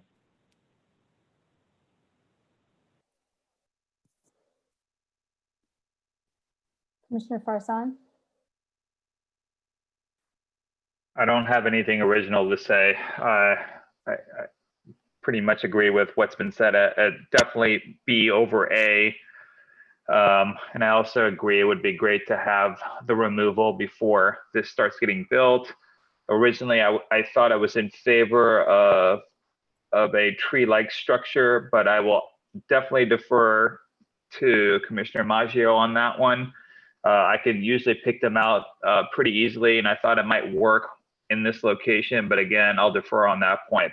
But generally, B, removal before this, and I think there's some other issues that have come up. So I think we're kind of a little bit in limbo on what the motion's going to be here.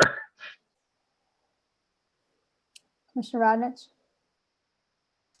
Yeah, Commissioner Labange, can you just re-explain? I'm not quite understanding what you're saying about if it goes to the hearing, depending on the outcome of the hearing, you would want to maybe change the conditions of approval.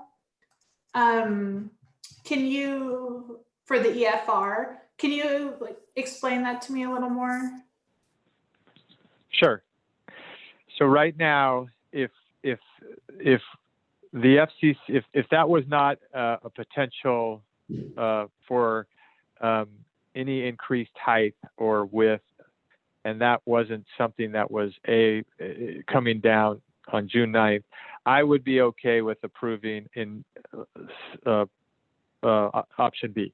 But now that we know that this is coming and on the 9th, I think we would find out whether it's retroactive. And so if the FCC approves this to limit the city and they say, by the way, it's retroactive, then the resolution that we would be looking at, assume we approve it tonight on June 15th, would have conditions that basically would get blown out by the FCC's ability to go retroactive. So if we tried to limit it by the approval resolution to say, and by the way, you can't go higher, wider, or anything else other than what you have right here, that would be for naught.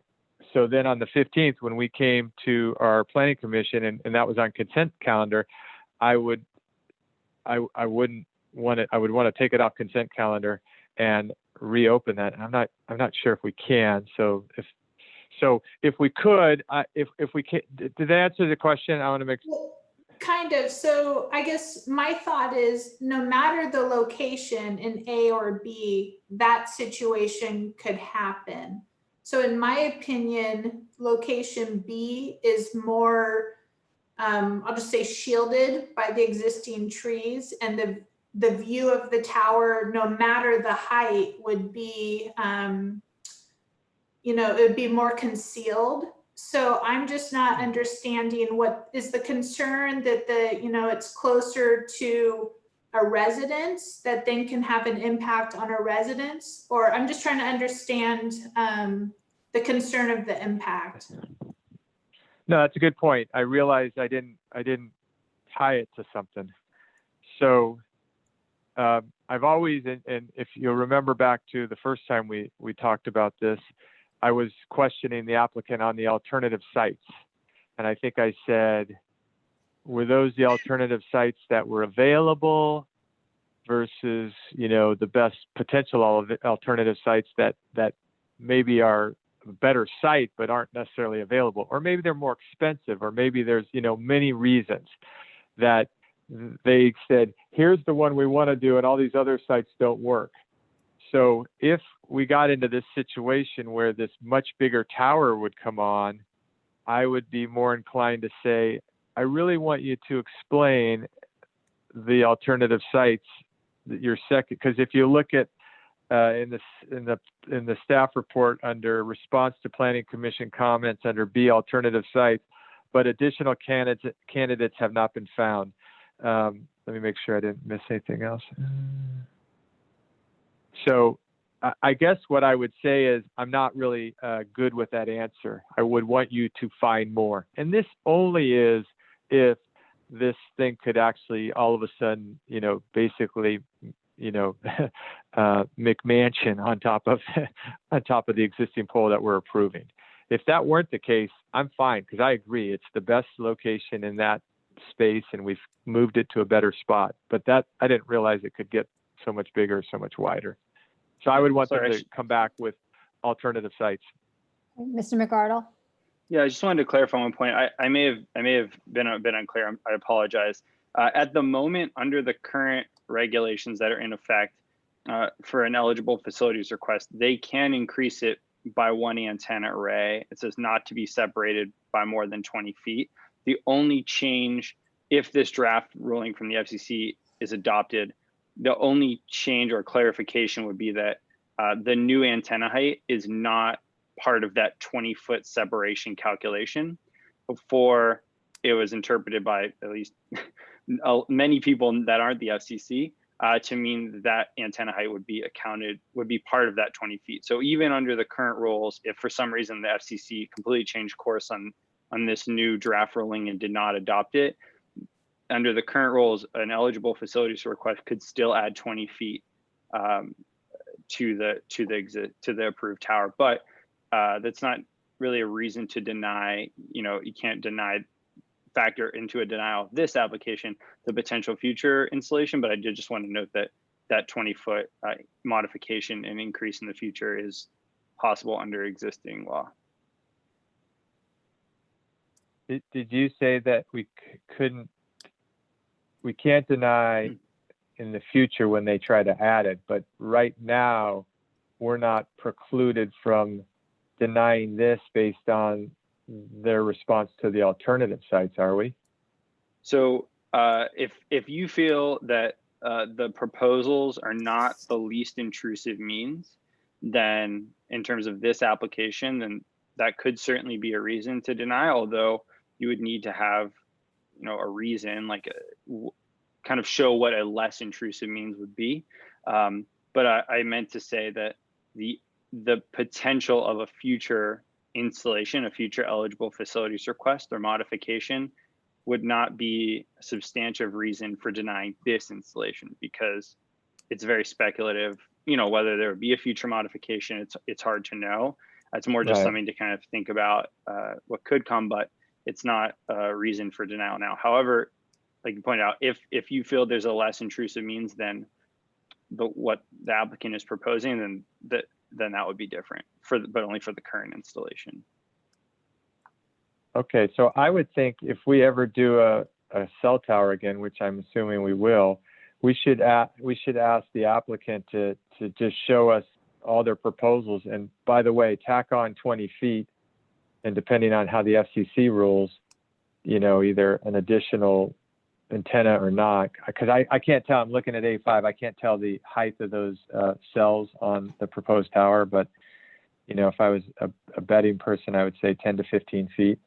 I would think we would want to tell them to show that, because that's what could happen at any time, and that should come into our analysis if we're trying to decide. And then the second part of that is it, and this was in the Geringer letter, I think, and I'm not trying to parrot what they said, but it actually was a good point.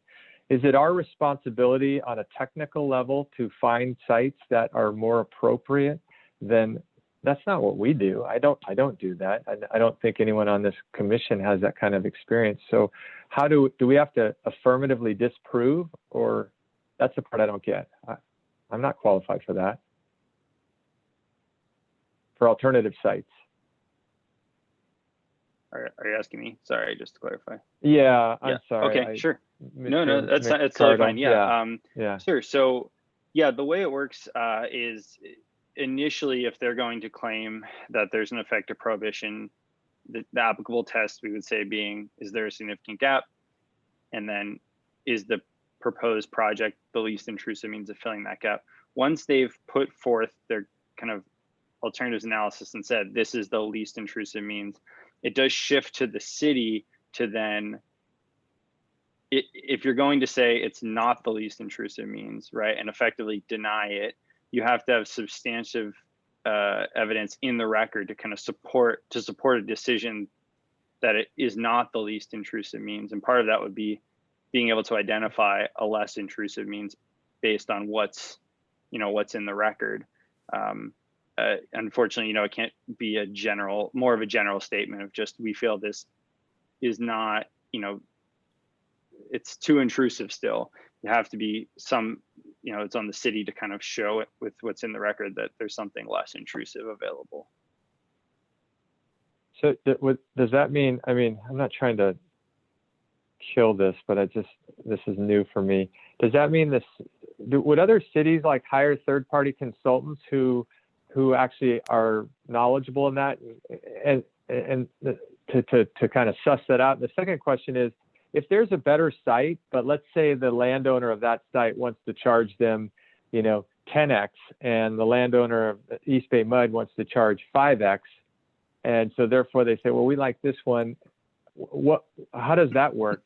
If there's a cost differential, and that's for the applicant to absorb, not us, of course. I think it would probably just be very situationally dependent, and it would be something that they would bring up, I guess, in their alternatives analysis as to why something isn't a feasible alternative. I don't know a specific, dollar limit where if it's, this much more, now it becomes valid for them to write it off as an alternative. It would just have to be something that they bring up in their alternatives analysis as a reason. And I don't think that came up here, but in general, yeah, it would just depend on however the applicant addresses that in their alternatives analysis. And to go back to your other question about third-party consultants, cities do bring them in and have them, assess various like RF, frequency emissions questions in terms of coverage gaps. And because obviously, like you said, most cities and commissions and councils don't necessarily have the expertise in-house to do that. So it is something that that cities will do sometimes. It just depends. Okay, this will be my last thing, and then I'll be quiet and let the other folks. And not to impinge on the Verizon's, like what they're trying to do here, but what keeps them from having, let's say, the perfect site that the city would love, but it is 10x and this site's 1x in cost, from not putting that in their alternative site list because they know we want that, we would want that. So it just doesn't show up on that list. And us being lay persons on where cell towers go, unless we hire a third-party consultant, we don't know about that site. What would stop that scenario from happening? I think part of it would just be relying to an extent on the kind of good faith of the applicant. Their application requirements either in the code, and I don't have them in front of me, or on the form, basically saying this is what you have to give us.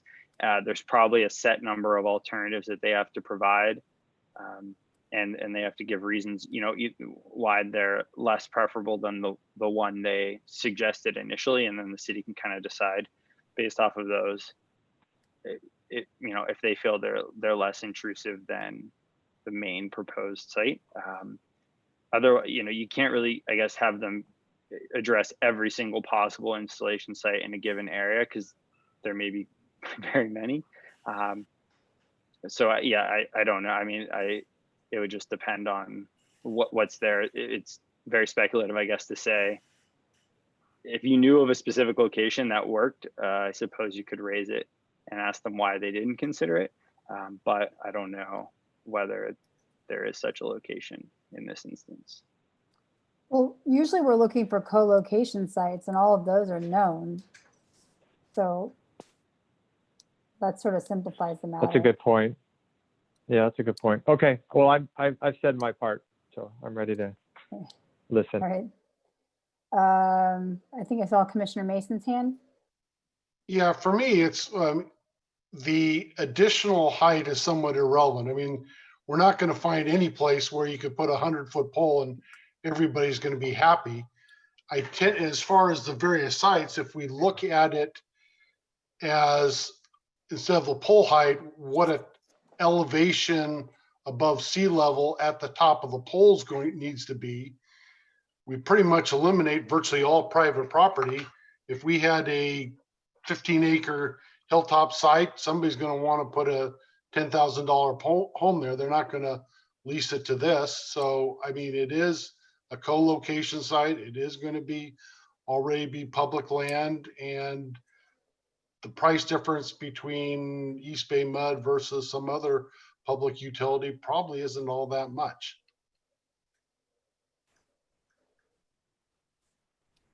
I think I saw Commissioner Maggio's hand. Yes, just one last question for Mr. McCardle. Just going back to the beginning here, where we have a site that's in a residential neighborhood. It's a least desirable site, considered least desirable, and there's already one pole there. So in our rules, one pole is it. So they're asking for a variance to add a second, which we're trying to work with them on. So one pole's already there, an undesirable site, but that in the past has not been enough to deny this project, this application. Is that correct? You mean in 2012 or just Now. general concept? Yeah.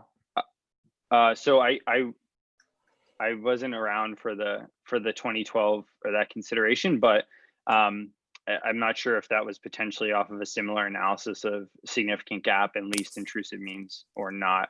I'm not, maybe the staff may be able to weigh in, but if that's really the kind of fallback test is the effective prohibition test of significant gap and least intrusive means. So even if, you know, the design standards say otherwise, if they show that this is really the least intrusive way to fill the gap, then it kind of puts you in a tough spot. Yeah, I just wanted to clarify what our options are. Sure.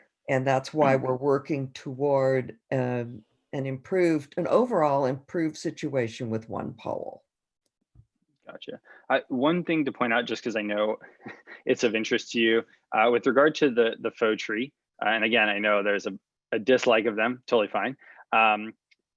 With regard to a potential future eligible facilities request, one thing that could happen in this draft ruling from the FCC is if the installation, this current one that you approve, is not stealth, meaning in the way they define that now is it to a reasonable person, it looks like something other than a wireless facility. So let's say it was a decent looking monopine and you couldn't tell if that exists. If you didn't approve, if the initial installation is not a monopine, you're not going to be able to force a future modification to then stealth the entire thing.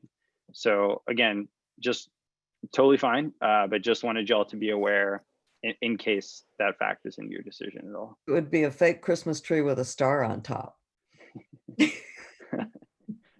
Festive all the time. Okay, so I had a question for staff. So I understand that the proposed location along Site B is shielded with the existing trees. Is there a reason that we're not looking at adding additional trees? I mean, I see that there's limited locations for that, and I know like to get a tree that's taller, that would take a long time, but I was just curious. In the previous meeting, the staff recommendation, and I think it was in the conditions of approval, asked for additional trees along that western property line. And if this were to go forward, that would also be in the conditions of approval. And the applicant has not produced a landscape plan showing Not at that? this time. Okay. Okay. Well, so I agree with the comments that other commissioners have made. I still have a concern about visibility. I think given that this is in a residential area, you know, we're not, and we've already looked at visibility from public right-of-ways, that is not a concern, but there's a large number of residences that I think are going to be able to see this. So I'm glad that we have gotten some images that have shown views from a handful of residences, but I think it's going to continue to be, it will still be an issue for other residences. And, you know, we don't really know what the problem is, having not seen their viewpoint. So I know, so that's, but I don't know that there's a solution to that issue. We can't completely screen this, but I just wanted to make that comment. And then I also have some discomfort with having the pole within that 50 feet that we're typically looking for. So I was sort of, I don't know if the applicant could go back and talk to East Bay Mud and see if there's some minimal reconfiguring of the facility that would allow the pole to be closer to the 50 foot mark. It sounds like no, but I mean, looking at it, I'd like to know a little bit more about that. I'm happy to address that if you wanted to take a minute for that. Okay, sure. Thank you. I mean, that was actually the process we went through before we reconfigured and proposed site location A. And so that was the secondary location that East Bay Mud was willing to approve, is the one that we showed as site A.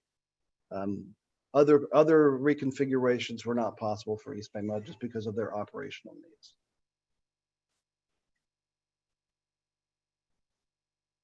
What I hear you saying, Mr. Haddock, is that you couldn't move it further from the property line, meeting a 50-foot setback, because that would encroach on East Bay Mud's operational area in the center of the. That's right. Thank you.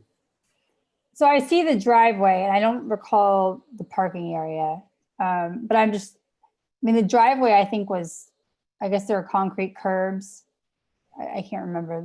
I thought it was there's gravel approaching. There's gravel and asphalt that goes up through the gate, kind of between like the pumping plant area that comes out of the water tank and goes over into what's shown as the shed, which is I think where the pumping plant actually is. And so if at that southern end of that open area, we shifted the tower in, it would bring it closer to.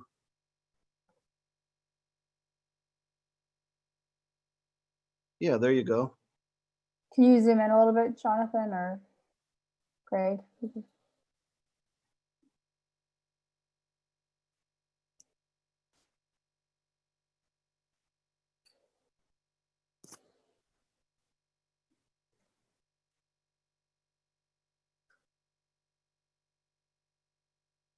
So I guess my question is, I mean, there's an open space there.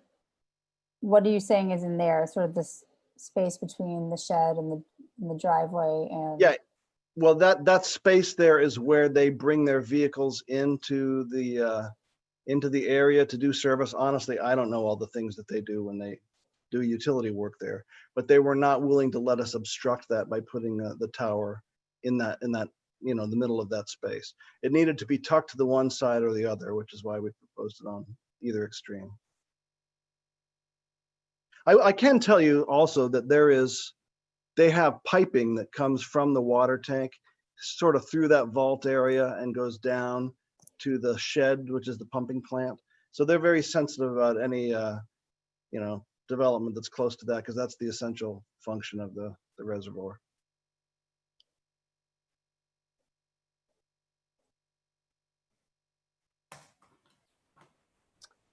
Okay. Any other comments from commissioners? Anyone ready to make a motion? Commissioner Radnich? Oh, you're muted. I have 3 screens going, so it's hard to get the cursor over. So just to be clear, are we making recommendation to staff, or is it in the form of a motion to staff? Is the wording motion or recommendation, I guess is my question for staff. A motion to direct. Okay, I would like a motion to make a motion to direct staff to direct the applicant to revise the scope of work to include removal of the existing communication tower. I would like to recommend that staff direct the applicant to revise the project to relocate the proposed monopole south of the existing communication tower to what we're calling location B per the plans received on August 19th, 2019. Then I would also like to just make sure I'm catching everything here.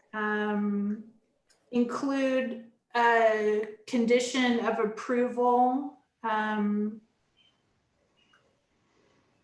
Well, actually, sorry, I think that's already tied in with to remove the existing communication tower. So lastly, the third thing is I'd like to direct staff to prepare an approval resolution and condition of approval for the June 15th consent calendar. Greg? So thank you. Hearing direction to prepare a approval resolution with a and I'll come back to the site B, but which would have the new tower built, the police antennas moved over, the existing tower taken down before the new Verizon site goes live. But I believe it was Commissioner Heising who spoke to a modified B, which held the existing setback. So as you move south, there's a diminishing setback between, if it's due south, because the property line is coming slightly eastward. And so I believe his request, and he may speak to it himself, was to maintain that existing setback by moving it parallel to the property line and not due south. I thought that was what I was just asking about. I mean, it was what I was just asking about. And Go ahead. I guess I would ask Mr. Haddock if that's possible, or if it kicks that pole too far into the working area of East Bay Mud, or if there's just a way to push it over as you're pulling it south, kind of kick it to the east as much as you can, so that we try to maintain the distance from the western property line that the current pole is from the property line.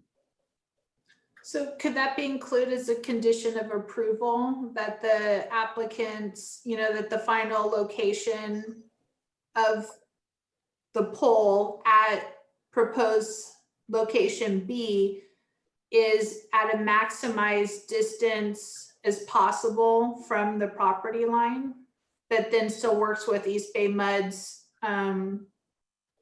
every day or whatever with their needs? We can draft that condition, and it would move the tower potentially, maintaining the existing setback would move it just east of the existing shed building. So we'll draft the condition and engage East Bay Mud on that.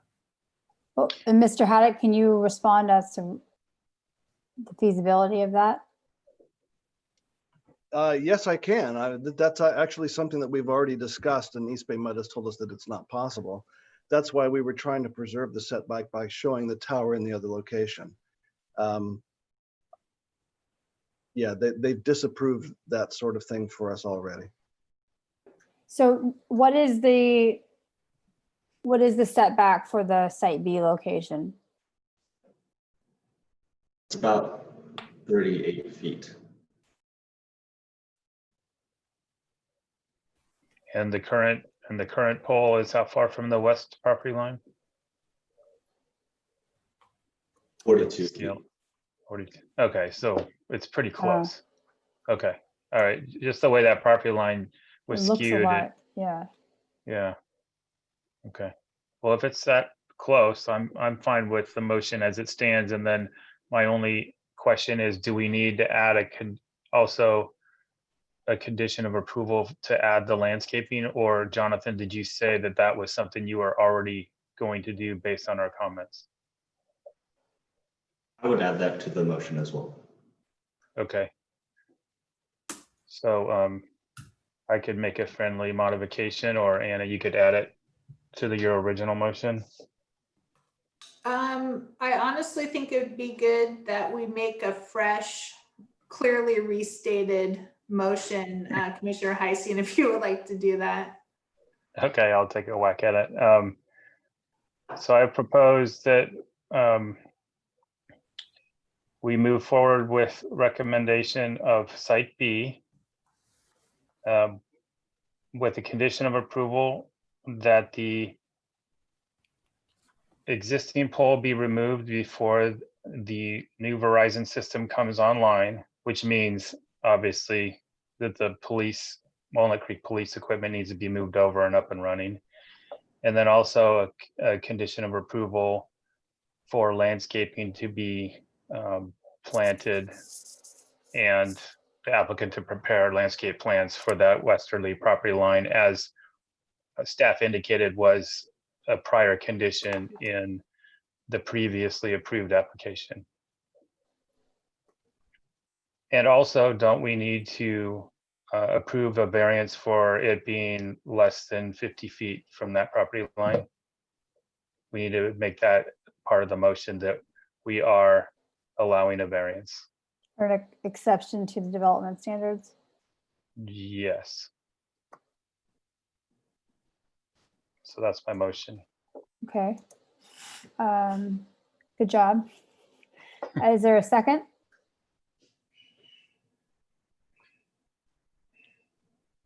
Second. Okay. Commissioner Mason?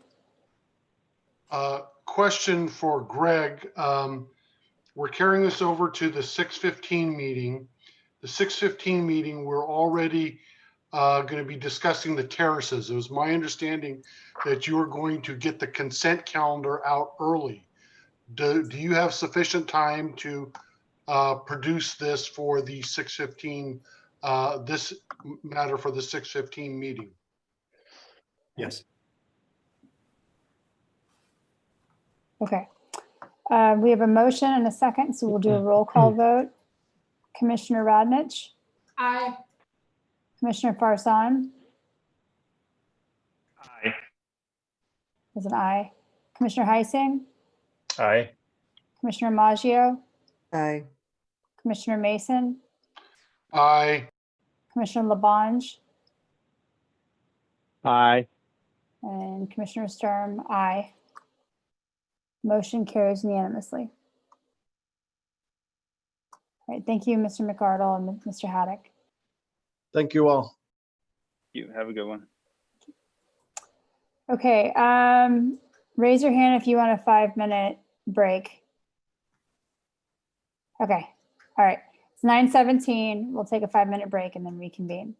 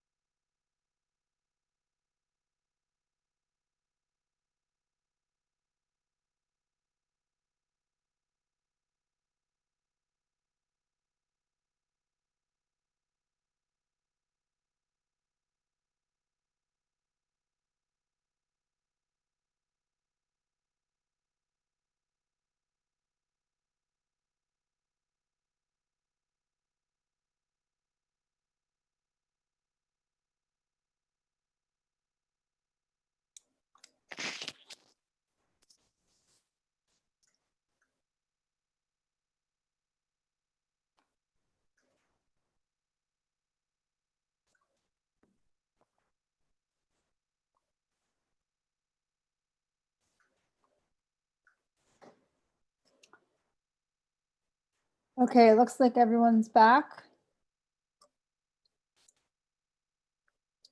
So it is 9:23.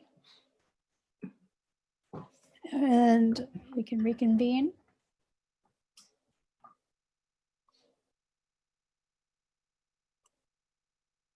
Okay,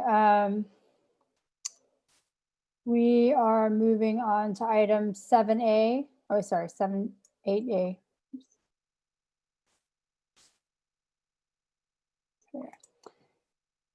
8A, can you hear me okay?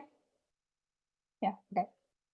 8A, variance 14-18 CC Julian Tony Del Santo, owners, R20 zoning at 3718 Rose Court. Request for change of conditions to the approved variance application for the construction of single-story additions to an existing single-family residence. And we're ready for a staff report. Thank you, Chair Sturm.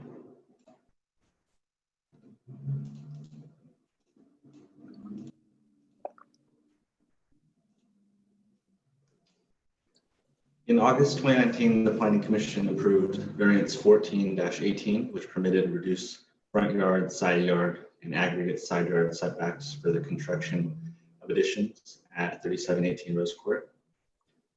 As you may know, variance approvals allow for exceptions to development standards for a specific project.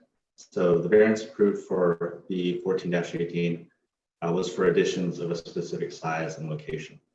The applicant has returned with expanded scope of work and an additional 200 square feet in additions. Therefore, a change of conditions application is required and re-review by the Planning Commission is warranted. So we could take a look at the proposed plans here. The variances granted in August of last year allowed for encroachments within the front yard for expansion of the office and garage shown here, as well as the laundry room at the western property line, as well as encroachments into the eastern east side yard setback for the construction of the pool bath and entryway. This new change of conditions application is essentially the same project, but with an additional 200 square feet for expansion of the kitchen as well as the wine cellar. So the scope of work is an expansion of the variance. Dimensionally, it would stay the same. So in the variance that was approved by the Planning Commission last year, the reduction to side yard setbacks was in line with the R15 zoning district as opposed to the R20, and that would stay consistent here. The proposal is just to fill in that space that was not proposed in the previous application.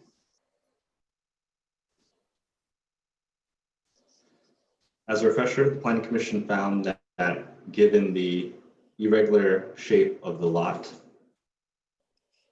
and non-conforming lot size, it could support a variance for the front yard setback, side yard setback, and aggregate side yard setback to be more in line with the R15 zoning district as opposed to the more restrictive R20 zoning district. Staff has reviewed the proposed project and found it can continue to make the required findings for approval. The Commission previously established that there's a physical constraint to the site. A variance of similar scope of work has been granted to other properties in the vicinity, and the project follows the intent of the R20 zoning district to allow for a single-family residence and related accessory structures. Staff recommends the Planning Commission review the proposed project, conduct a public hearing, find the project exempt from CEQA, and adopt PC Resolution 2020-14, approving the project subject to conditions. Here for any questions. Thank you, Jonathan. Any questions for staff?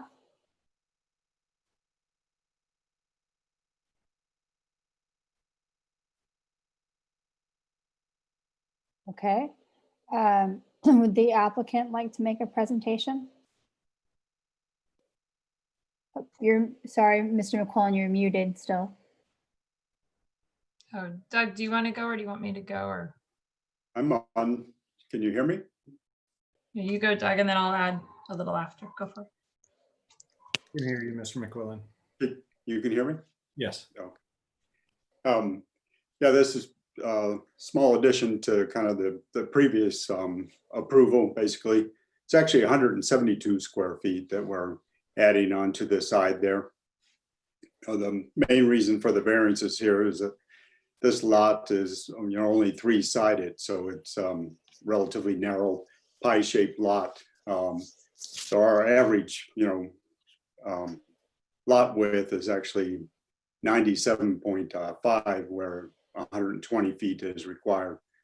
So this is just a continuation of that, keeping within that 10-foot side yard setback, but it allows us to connect the kitchen better to the dining area in the front, and still is well screened by the existing hedge that's there and trees. Any questions for anybody? Well, and I have photos. If you want me to share a screen, I can pull photos showing where the hedge goes. It actually goes along that whole line and extends to, excuse me, I can pull it up, or if you pull up the photo you just had, Jonathan, it shows, I can show you where the hedge runs, or I can do it on my screen. And If you had photos in there, Jonathan, didn't you? Jonathan, no, I didn't send him to Jonathan yet, but I can, this is Jonathan pulling it up. If you zoom in, scroll down, Jonathan. Okay. Actually, it might show up better on a photo, but if you want to scroll down a little bit to the red. Yep. Okay, if you zoom in there. And I have actual photos showing it too, not just this picture. But if you zoom in a little bit more, Jonathan. So originally, and we're not trying to come back every month with a new edition, just originally we were done, and when we looked at it, it was stopping above the red, right? You can put your cursor, Jonathan, above the top of the red where the 172 square foot ask is. Yep, so we had it stopping there. And when we were sitting in our kitchen looking, going, okay, number one, we'd have a weird wall there just kind of stopping at our side. And number two, it would actually kind of balance out the house more since we're adding to the left if we just finish it down. Personally, and we wrote wine cellar. We don't have wine. We don't need a wine cellar. We can call it extra space or storage. It doesn't need to be, it's just, it would be an extra space just to finish off so the facade doesn't look weird that it stops in half. It makes logical sense to move the fireplace, but the lady we bought the home from, Mrs. Butterfield, said she flew this fireplace in from Italy and it's special. And so we just, to keep the integrity of the fireplace, we said we would just build behind the storage and not move it. But that is the reason it would just flow there. And if you look at the gray to the right, the thin line of gray to the right after the space where the yard would be, Jonathan, I don't know if you put your cursor on that gray, that's the hedge. So if you see, the gray continues past it, and then there's a space of white, that's where the gate is, and then it continues in front as well. So the hedge is there. We have photos that we can show you. The hedge would actually remain as the same cushion as it was from above as well. And if you need to see those photos, let me know. Julie, if it's beneficial to your presentation, I can show Google Earth that shows the landscape. Thank you. So that's all. It was more of a balance thing. And like Doug said, it wasn't, I think there was also a square footage ask error. We're not, it was asking like, I think we're asking a total of, let me see. The report said 1,102, but it's actually 1,035 with everything. I think the difference might have been the, where with this pink part's 172 only.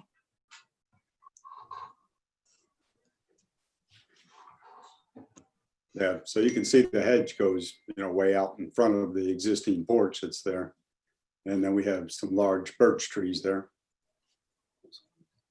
Which we'll do our best to maintain any trees, of course. It's funny, we're talking about triangular lots all night between this and Blodgett's and real estate values, lots of triangular stuff.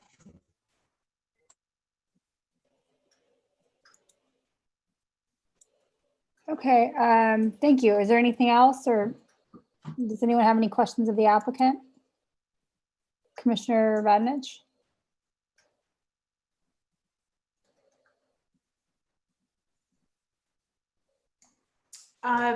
Yeah, thank you for the information. I guess I was wondering, Jonathan, is there a plan you can pull up? I was great with everything I was hearing until I heard there's birch trees that we're going to try to maintain.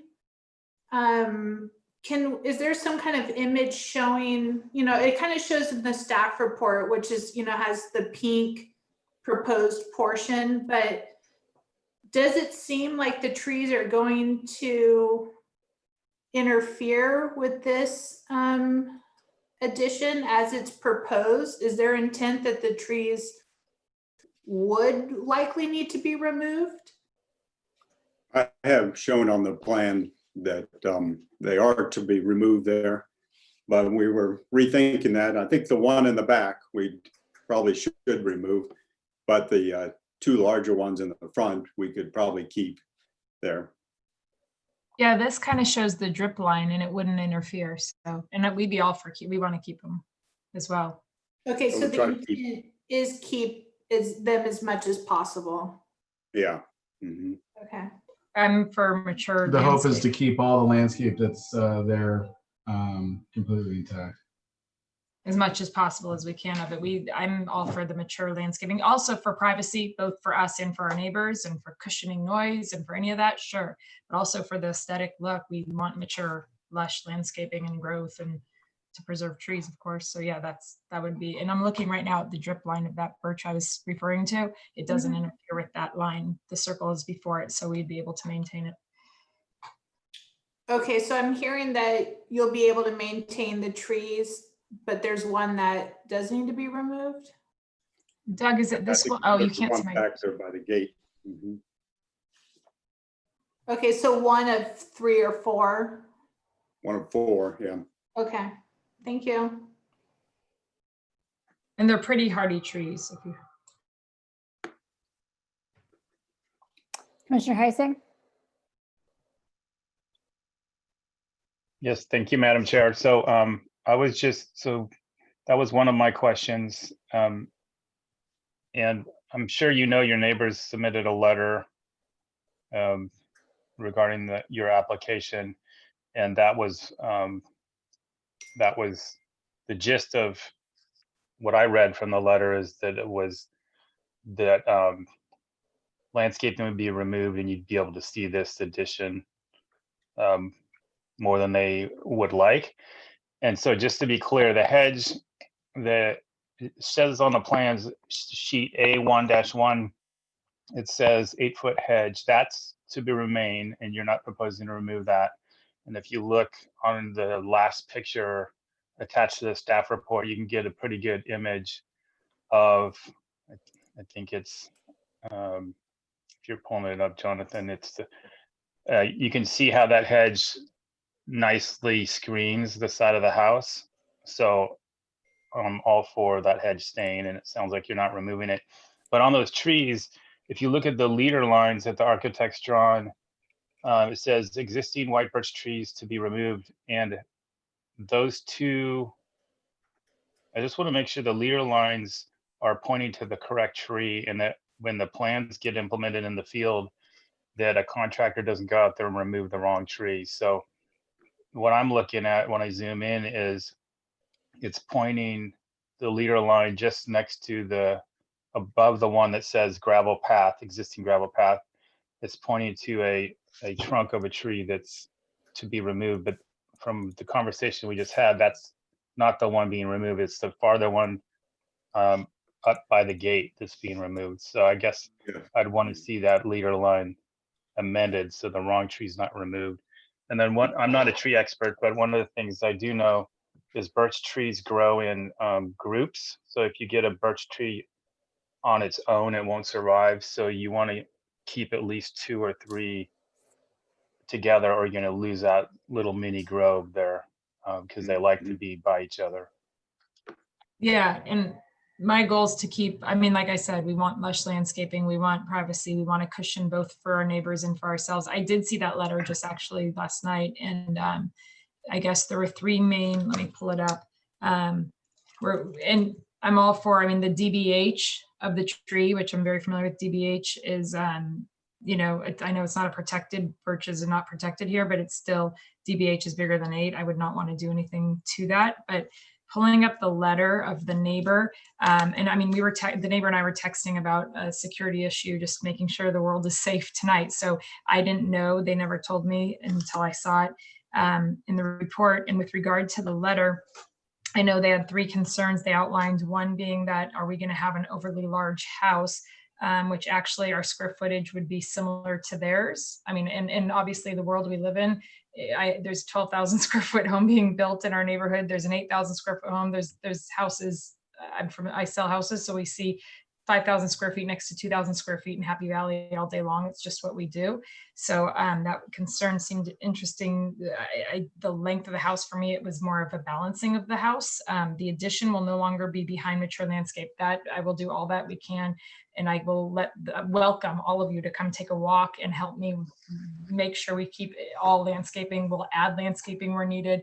It's better for them, better for me, and better for the aesthetics that we all have the same cushion we do now. And I think it will help if I pull up the pictures, if you want me to show you the hedge truly is a thick, maybe 4 feet by 8 feet. And it's massive and it goes all the way. And there's only about a 3-foot section of where this would cross that is not in, and I'm happy to plant a hedge there as well to blend in. It takes some time for it to fill in, but I'm happy to do what we can to extend the hedge that extra 3 feet so it truly goes end to end.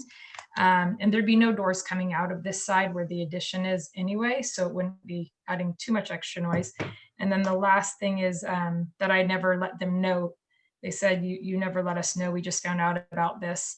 I'll take fault for that. I didn't knock on their door because truly this came up as, this doesn't seem even. And sitting with designers, like, you might want to balance it out. And because I had previously knocked on their door, I thought that we were good, but I could have knocked on their door again saying, do you mind if we continue another few feet? I think that's it. It'll bring the kitchen noise. Yeah, those were their only things. So I'm happy to knock on their door tomorrow and say, listen, this isn't to start any neighborhood issues. This is truly just it'll be better for the neighborhood to have it balanced. But if you want me to pull up the photo showing the hedge, I can do that right now. Yeah, no, thank you for all that you just said.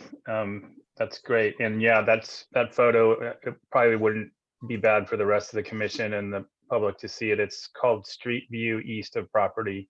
I think it's your 3rd photo. Site photos dated 3/17. I think they're different. I don't think they're these. I took some even as early as this morning, as Oh, did. it's that. Yeah, that one right there, Street View East of Property. I mean, it's pretty evident how beefy that hedge is and lush the landscaping. So I just wanted to make sure that was highlighted. Yeah. I think Yeah, do you want me to share the screen to show you the other ones from today or no? Yeah, sure. If you can do that. Okay, then I need, there we go. But if you can't, that other one suffices for me. I just thought it was worth sharing with the others. Okay. So Rose Court 6 and Rose Court 7. I'm just going to pull up a couple photos. And actually, I'll do one from the front. Okay.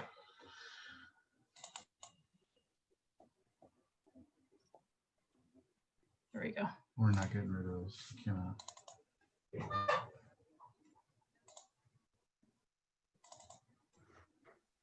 Okay, I'm going to share now. So tell me if you see it.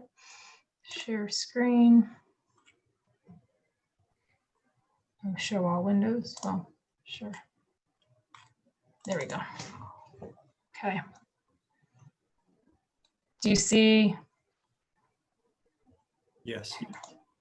So this is the head. So you can see how it's pretty robust and thick. So that's the hedge. And then on the other side of the fence, the hedge, this is the hedge. It literally stops right here and then steps down. And this is the neighbor and that's their hedge. Our hedge is in front until here. So from here, maybe it's about 5 feet, not 4 feet, from here to here is where we would continue our hedge that it actually stops here. This is I'm ours. still looking at the same picture and I don't see your. Oh, it cursor. didn't switch to the other one? Um, Okay, let me see. I think I have to, oh, not stop share. I need to do a new share. Does that mean I have to do a new share with every photo? Okay, you saw this one, the hedge and so new share. Do you see this one? My hand's pointing in it? Uh-huh, yes. Okay, so this is the hedge and then it stops and goes down and that's the neighbor's hedge at the gate where our gate is. So the addition would go to about here. So we would make sure the hedge, we would extend it on our side. They have a hedge on their side, but we would grow this out on this side as well, if that gives them more comfort. It's about 4 feet. And then let me give you another photo of the front showing the birch. These were all taken this morning. Here, this one will be a clearer one because that one's kind of blurry. Okay, new share. There, does that show you? Do you see the gate and you see our hedge? So it's to about this board is how far, I mean, granted across the way, but to this board is how far the house would go out. So for this space, 3 to 4 feet, I'd say, we can extend the hedge. Our hedge is pretty darn high up. So I guess it is taller than 8 feet because if that's a, it's a huge hedge. So that's one. And I don't know if you're still able to see my photos. Are you still looking at that one or are there others? I think that explained it. Does that make sense? Okay, so it'd go to about here if you can see. We have plenty of other photos if you want from the front, but if not, I think So we're good. their hedge is on the other side of your gate. Do you use that gate? No, that's the gate. That gate is on the right. If you go up that gravel path, that's not a gate. It's just a fence in between the properties. Oh, okay. The gate is in front. So the hedge would be on our right. The gate's in front to get to our side. Here. Your gate. Okay, got it. That makes sense. Okay. Thank you for the photos and going through all of that. Yeah, it's just pretty thick landscaping. Any questions from the commission? Okay. Are there any public comments on this item? Checking. Yes, there are.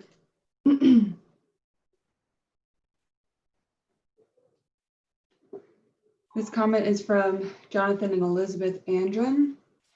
Members of the Planning Commission, we recently approved a variance request by the homeowners at 3718 for a small add-on to the side of their home next to our property line. There were additional changes to other parts of the home that do not affect this issue. They are now requesting to extend that add-on an additional 172 square feet. We object for these reasons. The new request increases the kitchen area, which brings normal living noise closer to our property. The original add-on actually helped to cover the normal living noise. 2, the new area will impact the overall presence of the house on the lot. Combined with additional construction on the other end of the house, it will cover most of the front of the lot.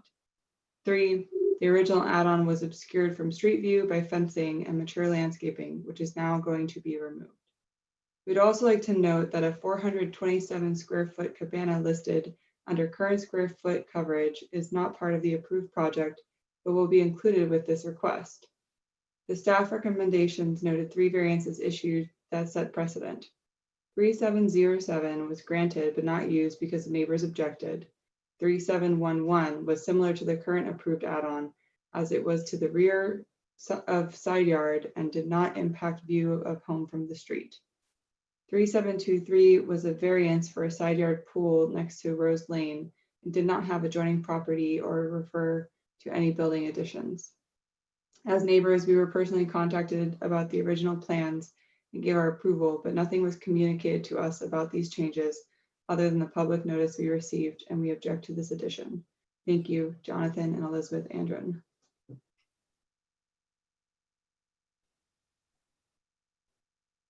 I believe that is the only public comment. Okay, great. Do we comment back to that or any, I don't know if there are two. You do have a time for rebuttal now, yes. And I don't know, 5 if minutes. I think some of it we already addressed, that we would keep landscaping. The fact that it said that landscaping would be removed, not only would we keep, I have here talking to one of our contractor architect designers who's logging in, listening to this, say the hedge and the 3 trees are staying, and we're not moving any mature landscaping. And so I think a lot of it, what we already just discussed for the Androns, I think it's already there. In terms of the cabana, that's something that came up day one that we didn't even know we bought the house with, and we're not adding a new code. It exists. In fact, not to go tit for tat, but they've got an in-law unit right on the property line, a full in-law unit that's not part of their parcel tax, like full living. They have, you know, kitchenette, everything. So I'm not here to break down all of their property, and I'm not here to ask to be broken down. I'm here to discuss 172 square feet that we definitely are keeping in landscaping, and we would honor the noise. And the good news is there's no doors coming in and out slamming on that 172 square feet. It literally would be used for quiet storage behind the fireplace, just to make the front of the house. If you look at the front elevation, Jonathan can pull it up, it looks a lot more balanced. Before, to be honest, we were bottom heavy with adding on the left side, so just balance it more. And there's absolutely no additional noise that's going to happen at all. There's no additional doors. The noise that's going on right now is going to be the same noise that will happen years from now. So Actually, it'll be less, because Yeah. now there'll be this little empty room in between where we That's live in the dining room, and it'll be less. It'll have even less of an Mm-hmm. effect on them. Visually won't be impaired with the landscaping and the noise level. When if they're most upset on a personal level because I didn't knock on their door, I literally, life's been busy. I mean, I'll be honest, we are full-time, just like you, taking time out of your night, and the world's going crazy, and we both have jobs and 4 kids, and I didn't knock on their door to say, oh, we're going to ask for a little more. So if they're offended on a personal level, I'll have to personally, you know, if you're listening, Androns, I'll come make amends, bring you some cookies, but it's truly not personal. We weren't trying to like go around you in any way. We truly were just saying, it wasn't malicious. It was just saying this would balance the house, and we thought it would be no big deal. So I should have ran it by. All right, great. Thank you. Thanks. Okay. Wish they We'll- knocked on my door. We'll bring it back to the commission now. Anybody want to volunteer to go first? Comments? I'll go ahead and chime in. I think as long as the trees are staying, there is that coverage between the houses. I don't think this adds that much to what we'd approved before. Having seen those additional pictures of the hedges, there seems to be quite the amount of privacy between the 2 homes. And I don't think this addition is going to add that much more to what we previously said. That's just the way I see it.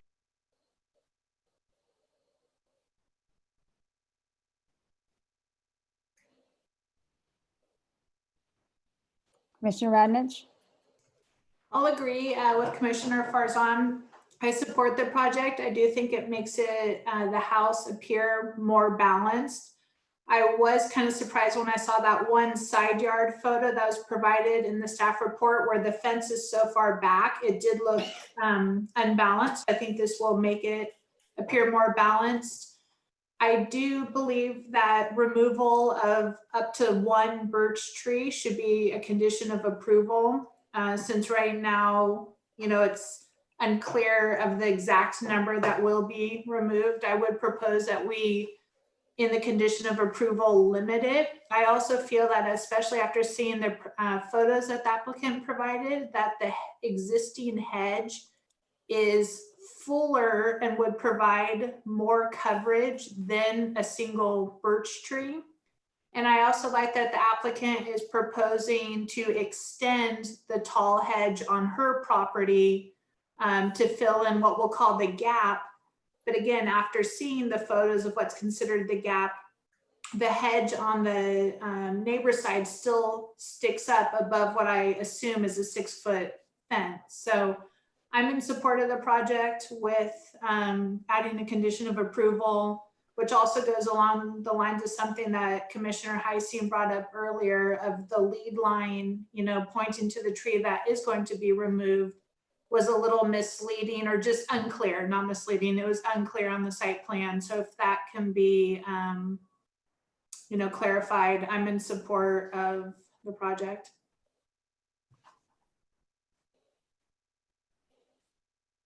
Commissioner Heising?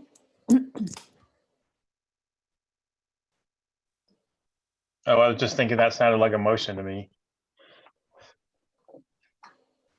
I'm in support of the project. With the couple of comments that Commissioner Radnich made as far as conditions of approval. I should add, I agree with those two. Commissioner Maggio? You're still muted. Just wanted to mention how construction can be really destructive of landscape. So I think we do need to put some protections in, and if the landscape is killed, which can happen in construction when you're trenching, building foundations and all of that, and laying things down on top of roots, that they replace what's destroyed.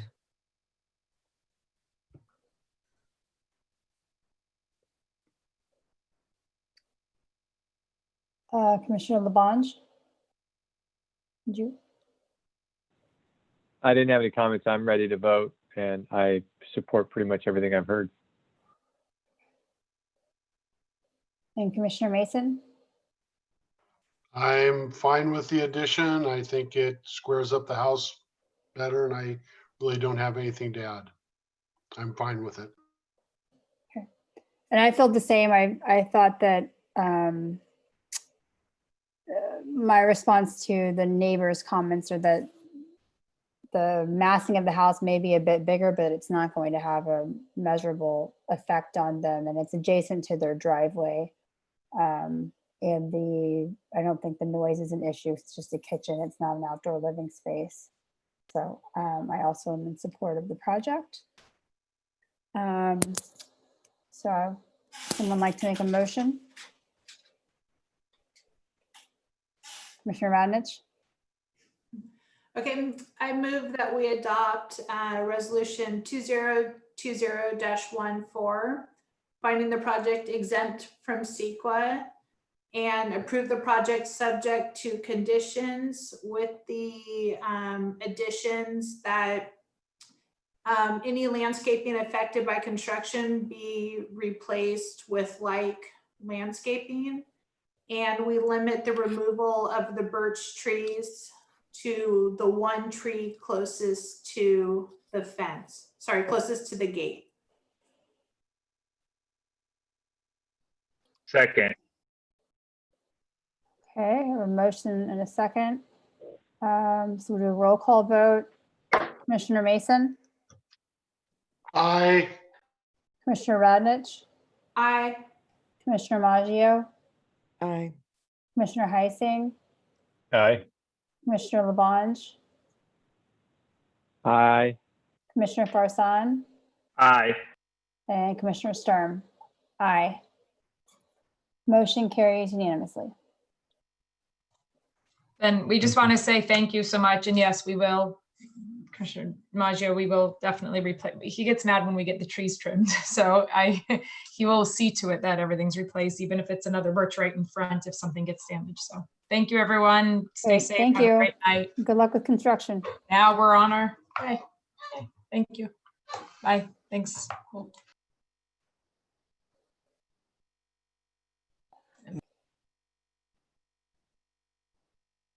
Okay, we're on to item 8C.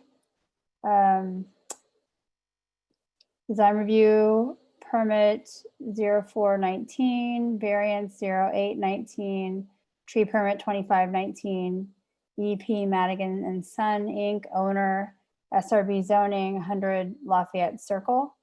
Request for design review, a variance to reduce the setback on required parking, and a tree permit. We are ready for a staff report. Good evening, commissioners. Before you tonight is application DR 0419, which is a request for design review to construct a new 2-story commercial building at 100 Lafayette Circle in the city's downtown. Secondary applications include a variance for the side yard setback and a category 2 tree permit for the removal of 21 trees.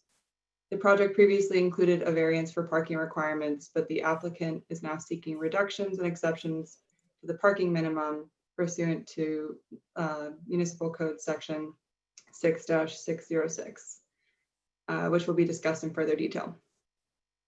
Tonight, I plan to highlight the comments provided by the Design Review Commission, additional conditions for project approval, and discuss parking reductions and exceptions for your consideration and feedback. Staff requests that tonight the Commission approves the parking requirement reduction scheme, finds the project exempt from CEQA, and adopts Planning Commission Resolution 2020-15, subject to conditions. The project was heard at the April 29th Design Review Commission meeting and received general support for its siting aesthetics in relationship to the surrounding area. The commissioners did not have concerns regarding the reduced side yard setback, but did request the project return for design details, for review of design details, specifically surrounding the corner element design, the treatment of the public path entries, and the potential for more display area for ground floor retail tenants. A condition has been provided for a design detail review of the project.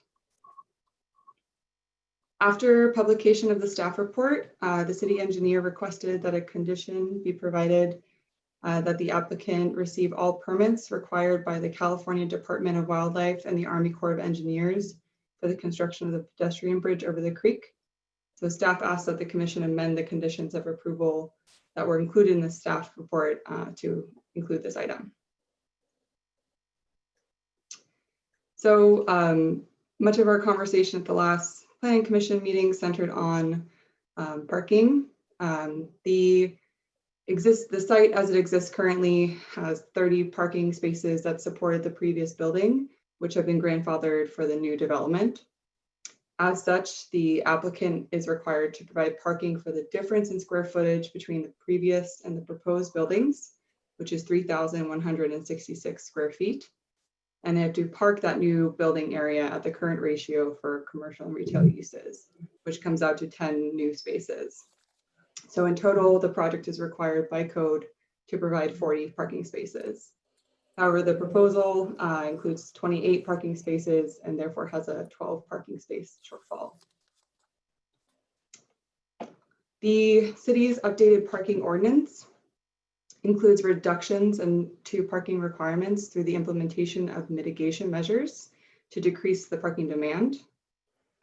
These measures fall into 3 categories highlighted in red: reductions for implementation of the parking demand strategy, reductions for shared parking, and exceptions or payment of an in lieu fee. In the middle column, you can see the maximum % reduction allowed in each of these categories.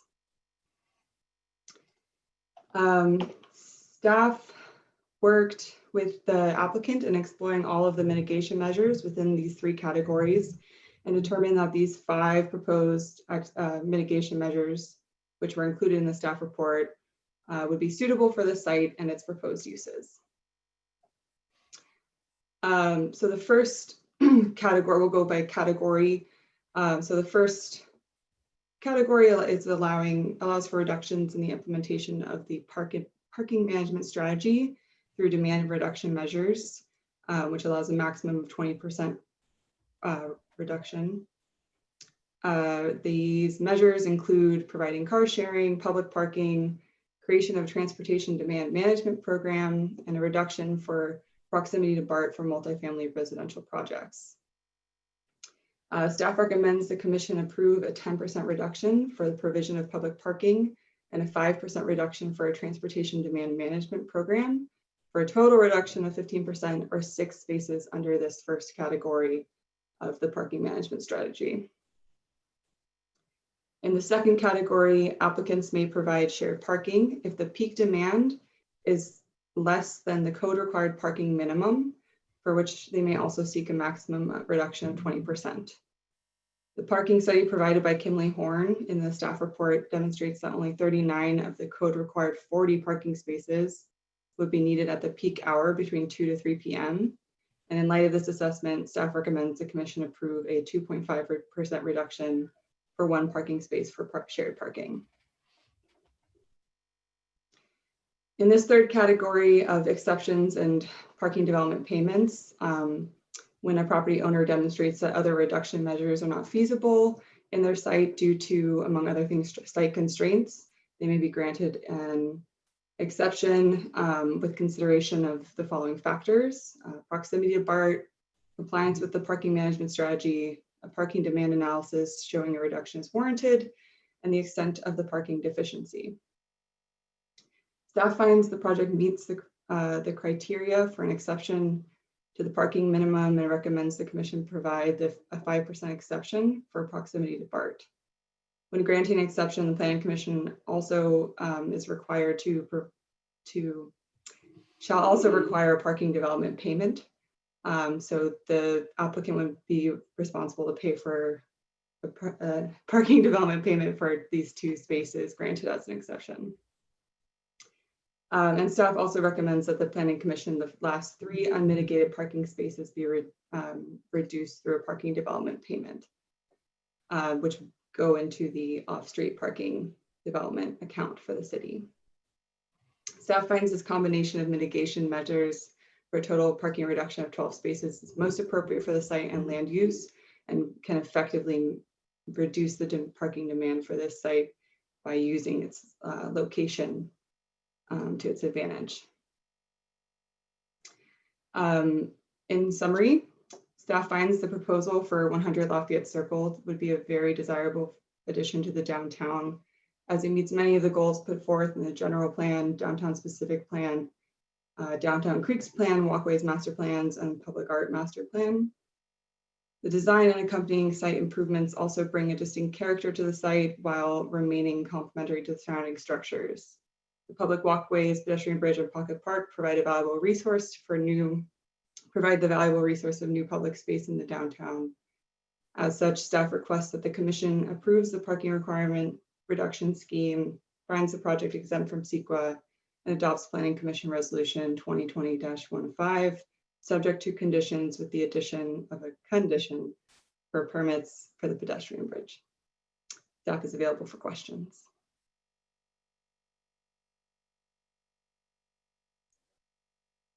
Any questions for staff? Commissioner Heising? Yes, thanks, Renata. So just so I'm clear, if I'm doing my math right, there's 7 qualified parking reductions that are being recommended, 4 for public parking, 2 for the TDM program, and 1 for shared parking, with a balance of 5 that would be paid for, right? Yes. Okay. So these 2 at the bottom would be paid for, correct?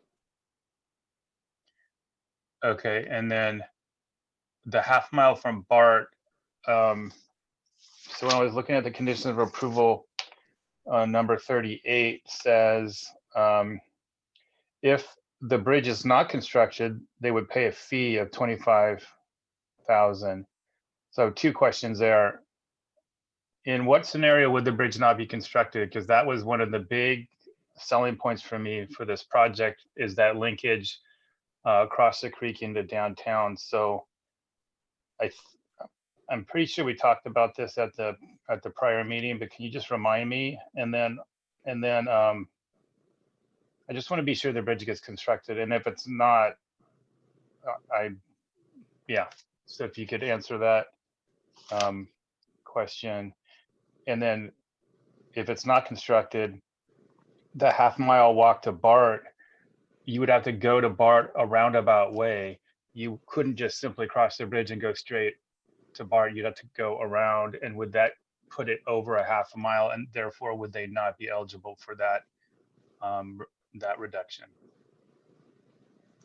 So to answer them in order, for the first question, there is a potential for whatever reason when going through the permitting process with Army Corps of Engineers that the siting or design is not feasible at that creek location, that it might not be able to move forward.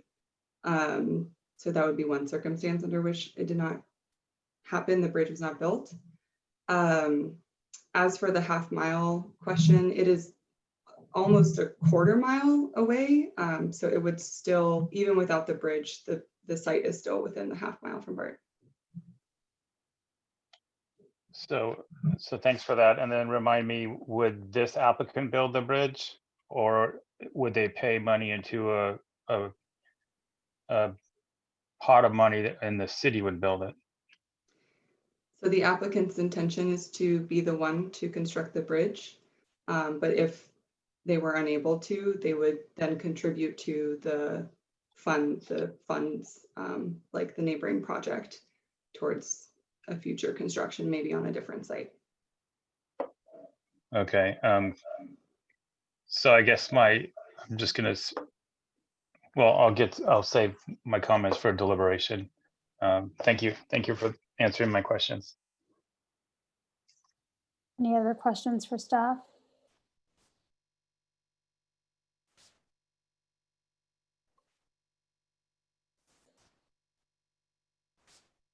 Okay, would the applicant like to make a presentation? Yes, thank you. Good evening, Chair Sturm, commissioners, city staff, Lafayette citizens. Thank you all very much for your time. My name is Clay Fry, and I'm an architect with Studio FCF representing the Madigans.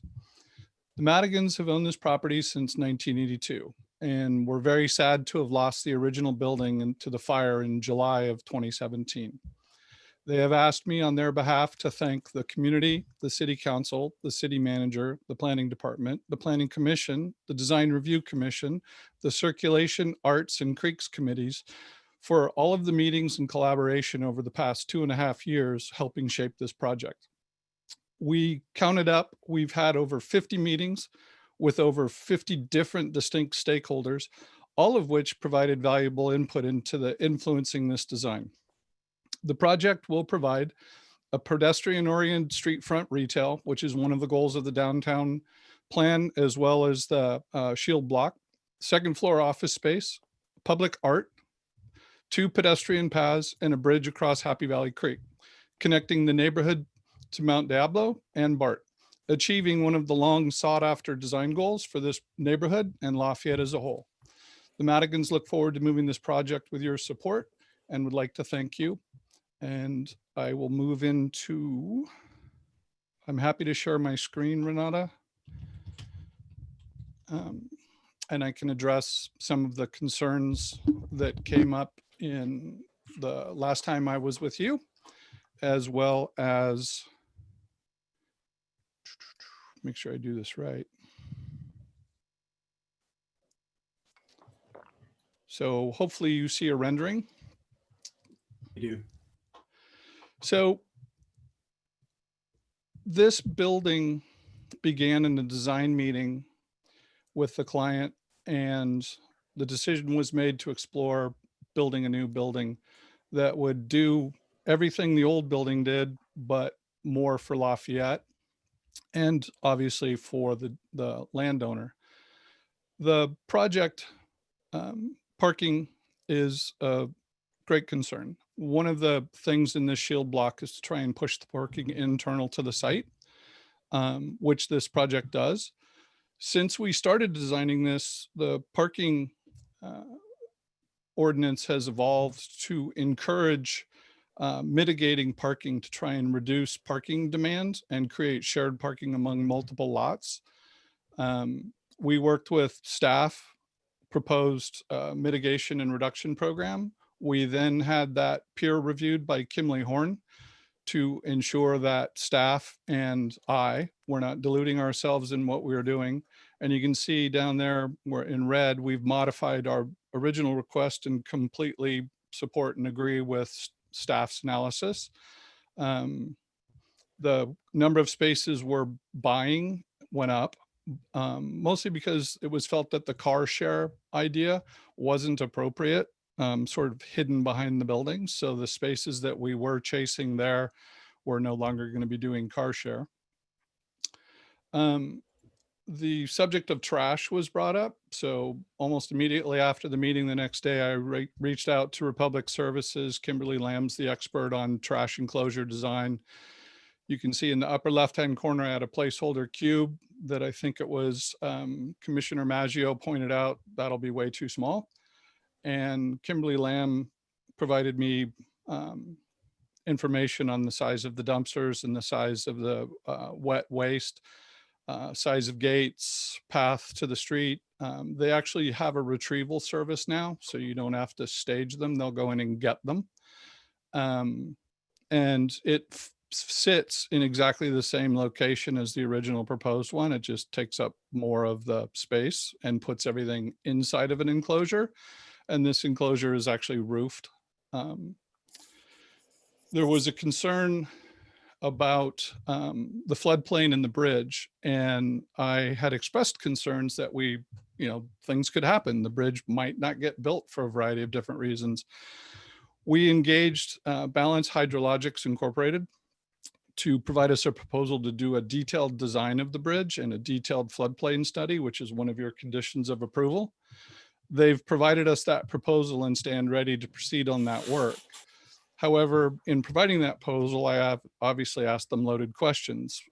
Will the building meet the ordinance for floodplain? Will the bridge be allowed to be built? How do we actually go about this? What are the approvals? And their preliminary analysis is that the floodproofing of the retail buildings and the height with which the finished floor is set meets the intent of FEMA and City of Lafayette's ordinance with respect to the building. The back building is actually built with the finished floor above floodplain level. And so the bridge lands on that and then will land on the far bank. We are actually exploring with the bridge designer doing what is effectively a drawbridge, so that should flood stage occur and the bridge is landing in the floodplain, the bridge would be manually lifted. Same way you put floodgates in the doors. So it's a active measure, and the risk of floods in both of these zones are 1% chance every year that the 100-year flood will occur.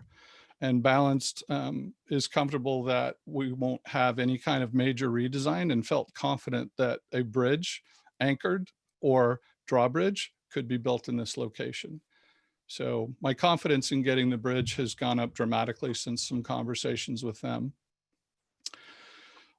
Design review, we was concerned about the backdrop for the sculpture and whether or not the sculpture would actually get built. And I met with Erling Horn, who was the chair at the time, to discuss art on the project and the exploration of art and opportunities above and beyond the sculpture on the corner.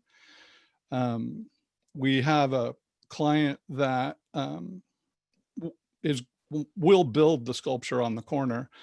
We were hedging our bets with the bridge because we weren't confident that we would get it, but we will still explore the bridge railing, signage, lighting for other artwork. So there will be more art on this building than just that sculpture. It turns out Akalani's classmate of mine is an artist and runs a gallery and has put together a proposal to help source artists in collaboration with the Arts Commission to explore artists that are on their list, artists that are on Cheryl's list, to chase these various items. The simple tower was born from, I had a really tricky shout out tower originally. And when the sculpture showed up, the idea of a blank backdrop to showcase the sculpture against the stone was well received by Cheryl and her team. We showed these renderings to the Arts Commission. They thought a blank backdrop so that the art stands out is most appropriate, and the simple tower is more in keeping with the simple design. So that's where that came from. We did an analysis of the setback to study, it's hard to see, but this line is the building that's proposed for next door. And you can see they have a 5-foot setback that jumps out to about 8. We're showing 5 on this side, and then it steps back. And then the courtyard jumps in almost 85 feet. And the reason the building was designed this way is to create a sense of entry here and then an expansion into a courtyard, because their building faces their courtyard in collaboration with them, faces our courtyard, and put the pocket park right in front of their design. We did, and I can't remember which one of you requested this, but we did a detailed study showing how the path starts and stops, that there's an expanded entry point in the rendering, sort of the view of how you look in, and then it opens up beyond is in the lower right-hand corner. I believe this was in your packet. Where the path on the neighboring property was proposed tight to their building, and we're proposing that that landscape edge be there. The path and the pocket park do this to get to the bridge, and then you landscape this side. So it's utilizing 5 feet of landscape either side of a 4-foot path. Now, how did I arrive at a 4-foot path? I had 4 meetings, 3 of which were with creeks and paths, and 1 of which was with circulation to talk about the widths of the paths, where the pocket park sits, landscaping on both sides of it. We presented to the Creeks Committee and requested that if they like the idea of the paths and the bridge, to please let you know that they're in support of those ideas. And I also asked that we continue to collaborate on the detailed designs of all the things like the entry marker signage, signage on the side of the building, landscaping, seating, essentially a whole design charrette on light bollards, so that the Creeks Committee can point to this set of paths and the bridge and the signage and the lighting when other projects come forward and say, the poster child's down the street, go look at what they did. That's what we want you to do. And we encourage that arts be involved in that, as well as walkways. I offered to Renata that I would welcome a design review commissioner or a planning commissioner to sit in on those charrettes to ensure that the goals of the city are met. This is actually an interesting drawing at the bottom. It shows their courtyard and this courtyard and some of the views and vistas of how expansive this space between the 2 buildings is. And then last but not least, what this project brings is it brings a bridge. The project sponsor is proposing to design, permit, construct, maintain the bridge, and provide public access across it. Preliminary cost estimates have come in the $250,000 to $300,000 range, which is consistent with what the city did when they originally thought about this. Building the bridge is a choice of this project. It's not a requirement. A contribution to the fund to get a bridge is a requirement. The neighbors contributed $25,000. Their project was 3 times the value and 3 times the size. So a third of that would be $8,000. So it's the odds that the bridge won't get built now after Balanced Hydrologics has looked at this, I think are pretty slim. The last bit of the puzzle is I'll need the city's help, because we have, even though there's a path on the Postino side, we don't believe there's an easement for that path.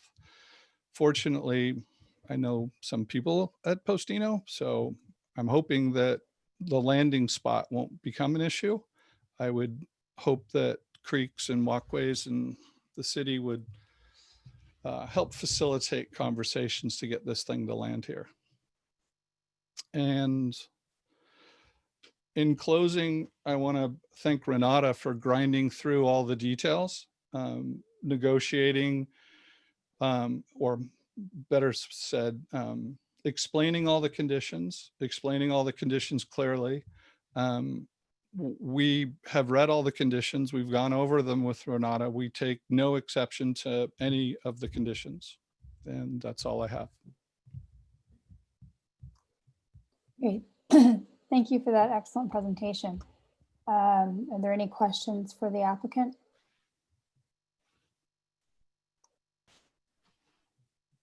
I can't see everybody at once, so I'm scrolling. Commissioner Radnich?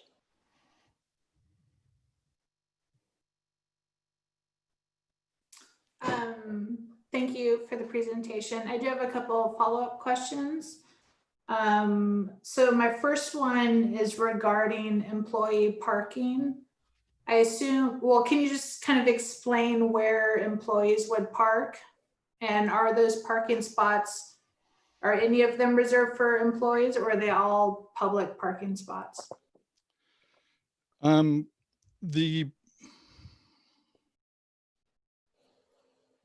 of the spaces are labeled for employee. None of the spaces are reserved.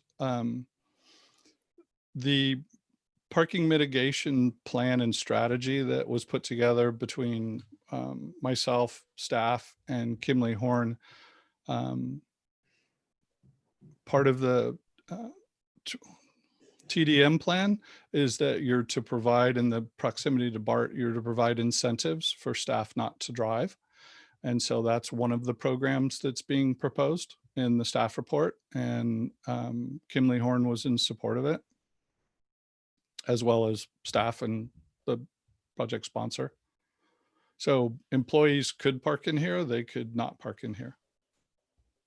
Okay, so if employees chose to park in there, where would the public park? Well, it'd be similar to, I mean, the example that I always use is Wells Fargo. It's a parking lot that's used by Wells Fargo staff as well as the public during the day. And then after hours, the whole lot becomes available to the public to park. So it's not a private lot. That's part of your parking mitigation strategy contained within the City of Lafayette's parking ordinance. Okay, and then another question. Did I explain that correctly, Renata? Yes. Okay, just making sure you're the expert. Okay, and the site is located, you know, close to BART. And so would the parking be time restricted, and would it be feed parking? The details of the parking plan, Renata, that are in the condition that we have to prepare and submit to your satisfaction is in which condition? Do you recall?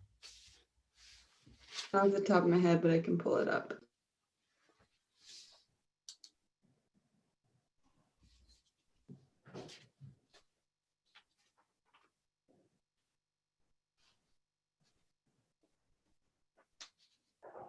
Is it 15?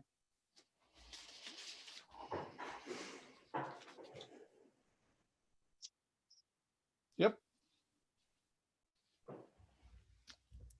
So we would be expecting to engage into an agreement similar to what Wells Fargo has to accommodate the same thing, whether it's paid or unpaid. I would assume that's part of the negotiations as well. Everything down there is pretty much metered these days, but that doesn't mean this would be. We see that condition being worked on between staff and the applicant to the satisfaction of staff. If it's not, I'm sure they'll refer it back to you guys for review and approval. Okay, I'm not familiar with Wells Fargo's parking arrangement. So during normal business hours, the parking is for Wells Fargo employees and visitors to Wells Fargo. After hours, it's open to the public. So it's free during the day? I think you pay, I think it's free if you're going into the bank and coming out of the bank or work at the bank, and then it's paid after 5 o'clock. There's a little box on the side of the building that you pay. Okay, thank you. And then my last question is regarding the permit for the bridge. So I know other commissioners have expressed this in their prior meetings. I think the bridge is a fantastic addition to the project, and it's a huge, huge selling point, positive for the project and to provide connectivity to this, you know, portion of Lafayette Circle. And, you know, according to the Army Corps' website, less than 1% nationwide, less than 1% of permits requests are denied. And they stress on the website that they, you know, actively work with an applicant, you know, to get their project approved and redesigned. So with that said, I'm hoping you can just help me understand if, according to your presentation, in theory, your project would only have to pay approximately $8,000 of fees towards a future bridge. Yet your project is proposing to absorb the entire $300,000 cost if the bridge is doable. So I was just wondering, that's a large difference in money. And, with that said, what steps have you taken so far to reach out to the Army Corps to, get initial feedback on the design? Oddly enough, I'm designing another bridge in Alameda across navigable waterways, according to the Coast Guard. So I am familiar with the process. This bridge has not been discussed with any approval agency other than yourselves and Design Review in the city of Lafayette. Balanced Hydrologics has experience with the floodplains and designing bridges and helping shepherd this through the process. As you say, the likelihood that it would be denied is low. But there's a likelihood that the project doesn't get approved at all. So I'm very careful not to get ahead of myself on things. I'm pretty sure we can do it, but there's always a chance of quote unquote the meteor hitting the earth and not being able to. I'm feeling much more confident about that bridge showing up than I was a month ago. The desire to build the bridge and pay the freight to build the bridge and bear the weight to get it, permitted, approved by everybody, hiring the consultants to do that. Initially, it was a difficult ask. The client really likes the idea of a bridge here spanning the creek, connecting their project to Mount Diablo. So they see this as an asset to legacy project as they see it for their family. So they've jumped in with both feet. I would be surprised if Mr. Madigan doesn't ensure that I get this thing built. Okay, thank you. Any other questions for the applicant? Okay. Do we have any public comment? Yes, we do. We have one public comment from Eve Nishalini. Dear Planning Commissioners, I support the proposal for the new commercial building at 100 Lafayette Circle. The proposed design and parking is appropriate to the area and will add value to the community. Best regards, Eve Nishalini, Lafayette resident. And that concludes public comment. Okay, thank you. Okay, well, normally, Mr. Fry, you'd have time to make a rebuttal. Is there anything else that you want to say? Thank you very much for your time and consideration. It's greatly appreciated. All right, great, thank you. Okay, so we'll bring it back to the commission. Who would like to go first? Commissioner Mason? Great project. I fully support it. I've worked with Mr. Fry in the past, and I'm confident he'll do the city proud.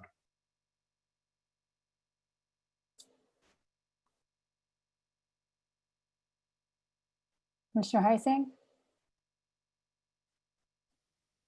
Yes, thank you, Madam Chair. My earlier concerns about the bridge were addressed in the presentation. Some of the Commissioner Radnich hit on some of it with regards to permitting. There's also I think the permit number, it's a 1601 permit with Fish and Game. The number, I know if you're not affecting the creek and down in the creek, and it sounds like the consultant hired is fully aware of that, and Mr. Fry is aware of how those permits work. if you keep the abutments and the foundations of the bridge outside of the top of bank, fishing game is they're reasonable to work with if you're not down in the creek. And I really appreciate the comments made regarding the intention of the owner and the positive vibe being felt in the last month regarding the bridge is appreciated, because as I mentioned earlier, I mean, it was a selling point for me, this the bridge for this project. I was originally concerned with parking, and I want to commend staff and the Fair and Pierce study. I read through the study. It's very detailed. It's very professional, and it hit all our all the reduction aspects, and it ran through the calculations. It was kind of tricky to read. You had to go through it more than once for it to sink in. But it was a well-written report, and I want to say that report, in combination with the good staff work that Renata's done in the staff report, I think articulated well the traffic, or not the traffic, but the parking reductions, and then as well the leftover amount, the exceptions that had to be paid for in the fund. I agreed with how it came out with, and I appreciate Mr. Fry making mention of that in his presentation. The ride share, the idea of folks coming to that hidden away little parking lot in the back was iffy at best. So I appreciate that wasn't counted anymore in the reduction. I think this is a great project. I think it's going to be a nice, while it was unfortunate that the original structure burned down, I think this is going to be a very nice addition to downtown. I think it's going to modernize. Obviously, it's going to be a more modern building. So it's just going to kind of spruce up that area down there. And I think it's just one more project on that Lafayette Circle. You know, we have Lafayette Square. If you're just coming around counterclockwise, it's just making that whole circle really nice, and a walking. I like the ped connection through the project as well, with the both access points. I think the work to do a little pocket park and draw people into that. I know there was a comment about them being narrow and little walkways. Well, I mean, it's kind of a nature of the beast.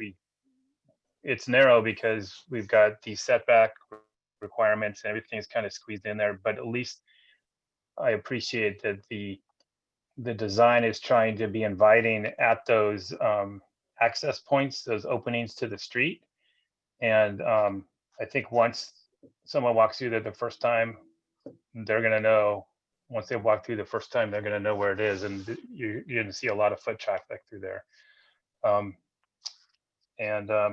was originally concerned at the last meeting with a little bit, I don't think I brought it up, but with security down there. But then seeing the lighting plan, I think the lighting is sufficient so that it's not a, at nighttime, it's not a scary dark corridor to walk down. I think it'll be lit well enough without being overly lit to cause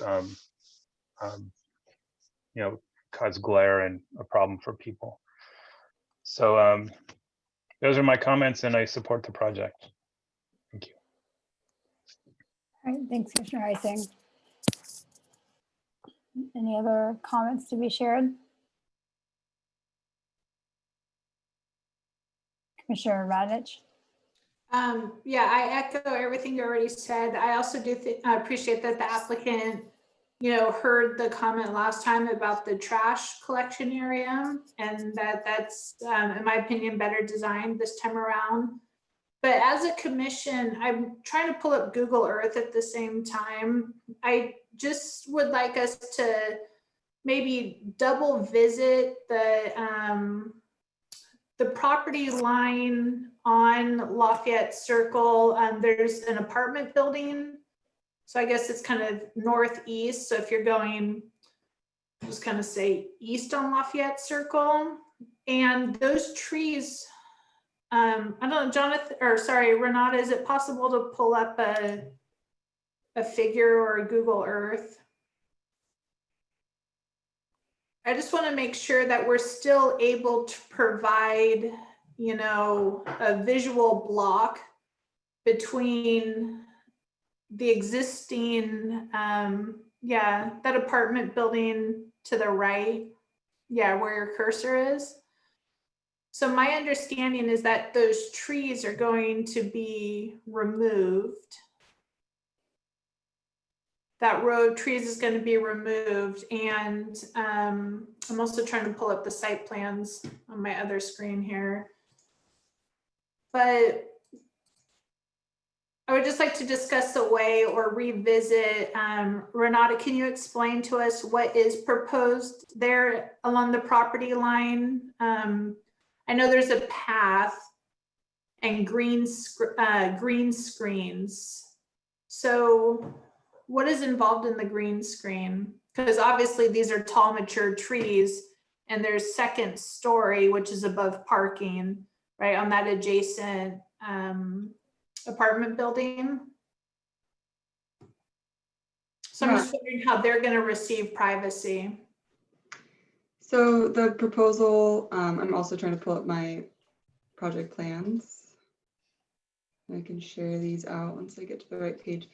So the proposal on that eastern property line, here we go, has a tall espalier.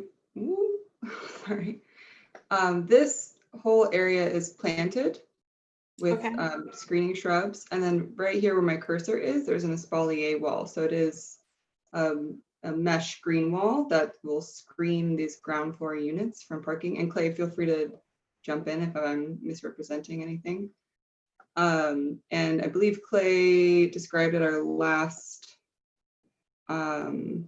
meeting with y'all that the floor plates of the proposed design are higher than the existing apartment building. And so they would not look right into the apartments, at least on the second floor, and there would just be greenery. Okay. We actually, Renata, we actually met. I used to live in those apartments. I lived upstairs and looked into this parking lot. We met with the owners of the apartment building and said, you know, you guys only have a 3-foot setback currently. And, you know, so when we do this path, we have 13 feet to play with. So you can see in the landscape plan up here, we're planting the trees technically on our property, but we've offered to work with them to landscape that edge.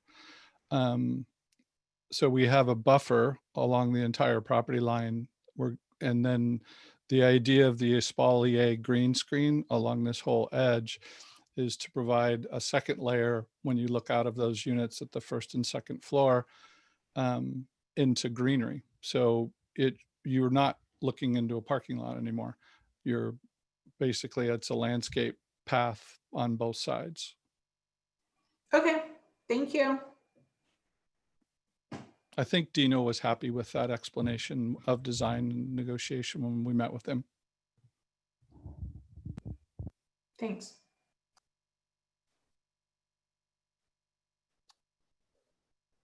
Commissioner Maggio? Well, I think it's an exciting project, and I'm ready to move for approval.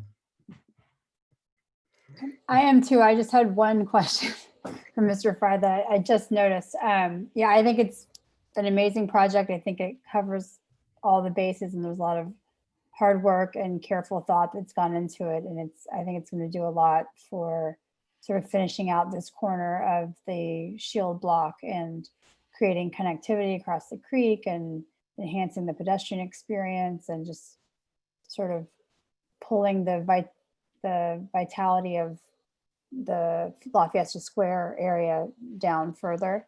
So I also am excited, like Commissioner Maggio. But I just noticed, I didn't notice this before, but I see that the paving is granitecrete. Mr. Fry, have you used that before? Or do you have experience with granitecrete? Yes, oops. Yeah, yes, I have. One of the conditions of approval that we requested after meeting with Creeks and Walkways 4 times between the 2 of them was that the dialogue continue. So the conceptual design they're fundamentally comfortable with, Will Elder and I forget the other gentleman's name. But we want to work on all the details in detail together because this will be the first paths. It'll be the first bridge. It'll be the first signage. It'll be the first seating, the first lighting, the first paving, the first everything. And so we want to, I mean, I'm a collaborative designer. So I want to sit with Will, who actually offered to help me get the bridge through the process because he works out at the Presidio, to pick all the right materials. So what is on the plan today may stay there, but if Creeks and Walkways and everybody decides that's not the right material to set precedents, we obviously will come to staff and go, here's what the design charrette did, Renata, what do you want to, you know, they want to go this direction. So all the materials that are on there, we've all used before, but everything's subject to evolution and refinement. Not to like undo everything we drew, but I do want to collaborate further to make sure we get this right. Because as I was told by somebody in your city once, I got one chance to get this right. Okay. I was wondering because I know it's a relatively new product and I had been researching it actually for our own house and I wasn't able to see the installations in San Francisco, but I did look at an installation in a park in Emeryville. And that, I don't know if it's a good representation, but in that installation, it weathered to sort of look like a poor concrete job. There was no like, I don't know. So anyway, just to be aware. So that turned me off from, I mean, I like the whole idea of it. I thought I was really excited about it. And then when I saw that, I got nervous about it. The landscape architect that's assisting the team, I have a 30-year relationship with, and when she proposes new things, I challenge them the same way you do. So they've done it quite a bit. And I have confidence that it'll turn out correctly. But again, like I said, if Will and everybody decides, you know, material B is better, then that's where we'll end up going. Okay. All right, great. Thank you. Okay, Commissioner Maggio, were you feeling a motion? I am. I move that we adopt Planning Commission Resolution 2020-15, approving the project subject to conditions. And do I have a second? Second. Second. A second by Commissioner Radnich. And so we'll do a roll call vote. Commissioner Mason? Can we just also add the conditions for the permits? I'm not sure if that needs to be in the motion, but it's a change to the conditions in the staff report. Oh, okay. Commissioner Maggio, do you want to revise your motion? Okay, so to revise my motion, Renata, so approving the project subject to conditions, but and including a condition for permits from California Fish and Wildlife and the U.S. Army Corps of Engineers. Including additional permits from third-party authorities. Okay. Second. Second holds. Okay, Commissioner Mason? Aye. Commissioner Radnich? Aye. Commissioner Maggio? Aye. Commissioner Farzan? Aye. Commissioner Heising? Aye. Commissioner Labange? Aye. And Commissioner Sturm, aye. Motion carries unanimously.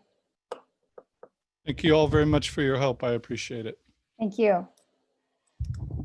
Thank you, commissioners. Thank you, Renata. Thank you. Great work.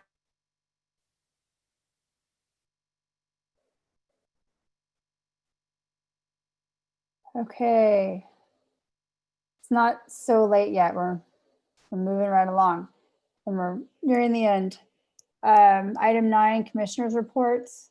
Does anyone have anything to report on?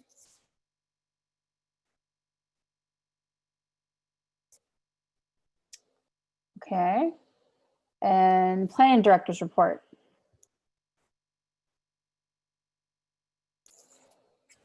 At the last city council meeting, the council directed staff to explore alternatives to the current meeting format, which would expand the capacity and ability for individuals offering public comment during the meeting to do so in their own voice, as well as present exhibits. So our communications analyst, Jeff Heyman, is doing just that. And so it may be the case that moving forward, we will not have staff members reading public comments, rather that you will hear those public comments from the commenters themselves.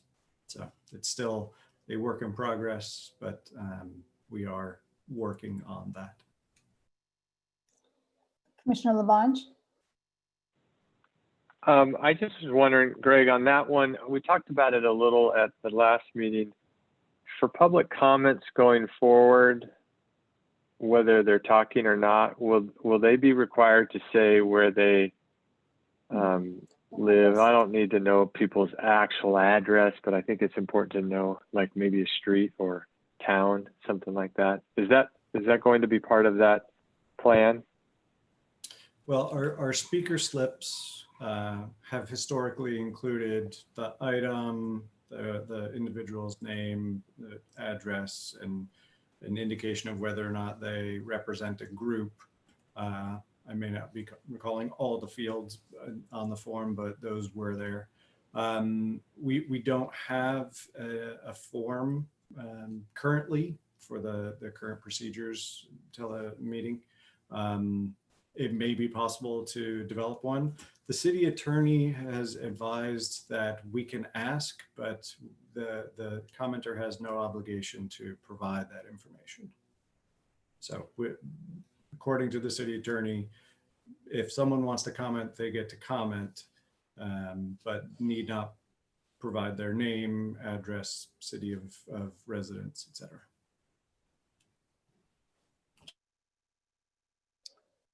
Commissioner Barsan? So following up on giving it in their own voice, does that mean that they still have to write in and they're reading it, or it's going to be live? As in, they're going to be as if we're having a public meeting, they get 3 minutes, they get to go, or it's in a matter of they have to write in and just read it. Which is it that you're looking at? Does that make sense? They would not need to submit their written comment ahead of time. That, at least that's my understanding. It seems like they could easily deviate from what they had written if they're speaking in their room. So it need not be pre-recorded if that was the question. They can comment in real time during the meeting, just like a traditional in-person meeting, but do so over the internet. Great. That's what I was getting at, because I know there have been some concerns that things aren't really read in the tone that they want to be read, et cetera. So this is basically live testimony through Zoom. Correct. So it would be their own voice, their own words, their own intonation. Great. I would support that. Commissioner Mason?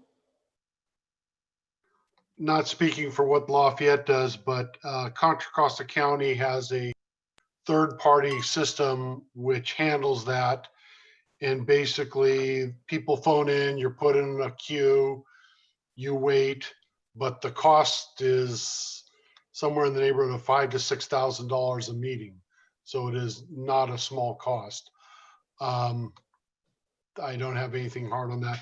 But just to go slightly off topic, Greg, can you talk about Lafayette curfew? What's going on with that? As I understand it, the mayor issued an order today, which would have a curfew in effect until further notice between the hours of 8 p.m. and 5 a.m. Now, I've heard it only covers downtown. Is that correct, or does it cover all of Lafayette? I wouldn't be, as far as I know, it's throughout the city. I didn't see any limitation in downtown, but I could be wrong.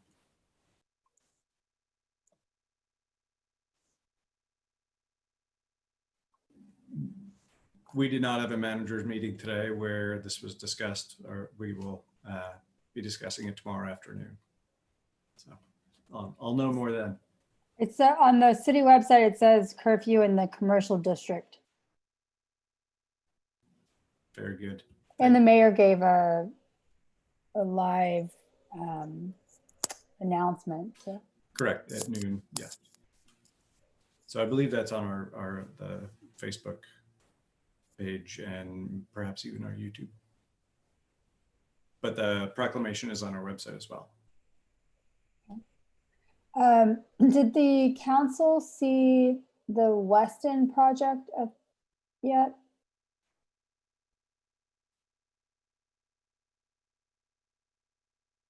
With the density bonus? I'm familiar with the project you're referring to. I'm just trying to recall whether In the West End? it has been seen by the council yet. I don't know off the top of my head.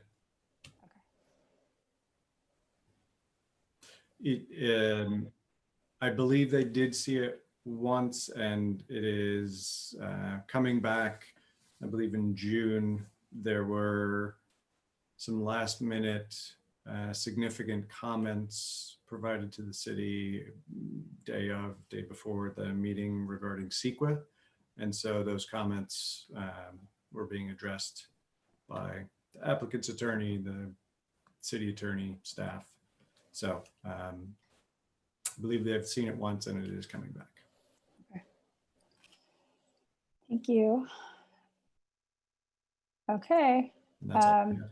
Is that? That's all I had. Okay. All right. Then I think we are adjourned.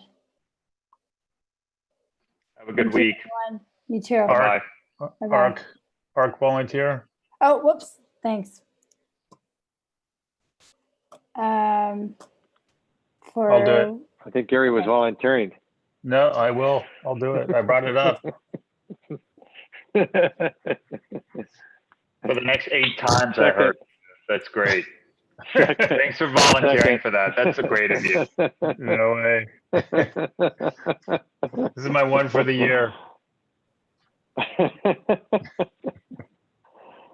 Okay. Thanks, Gary. All right.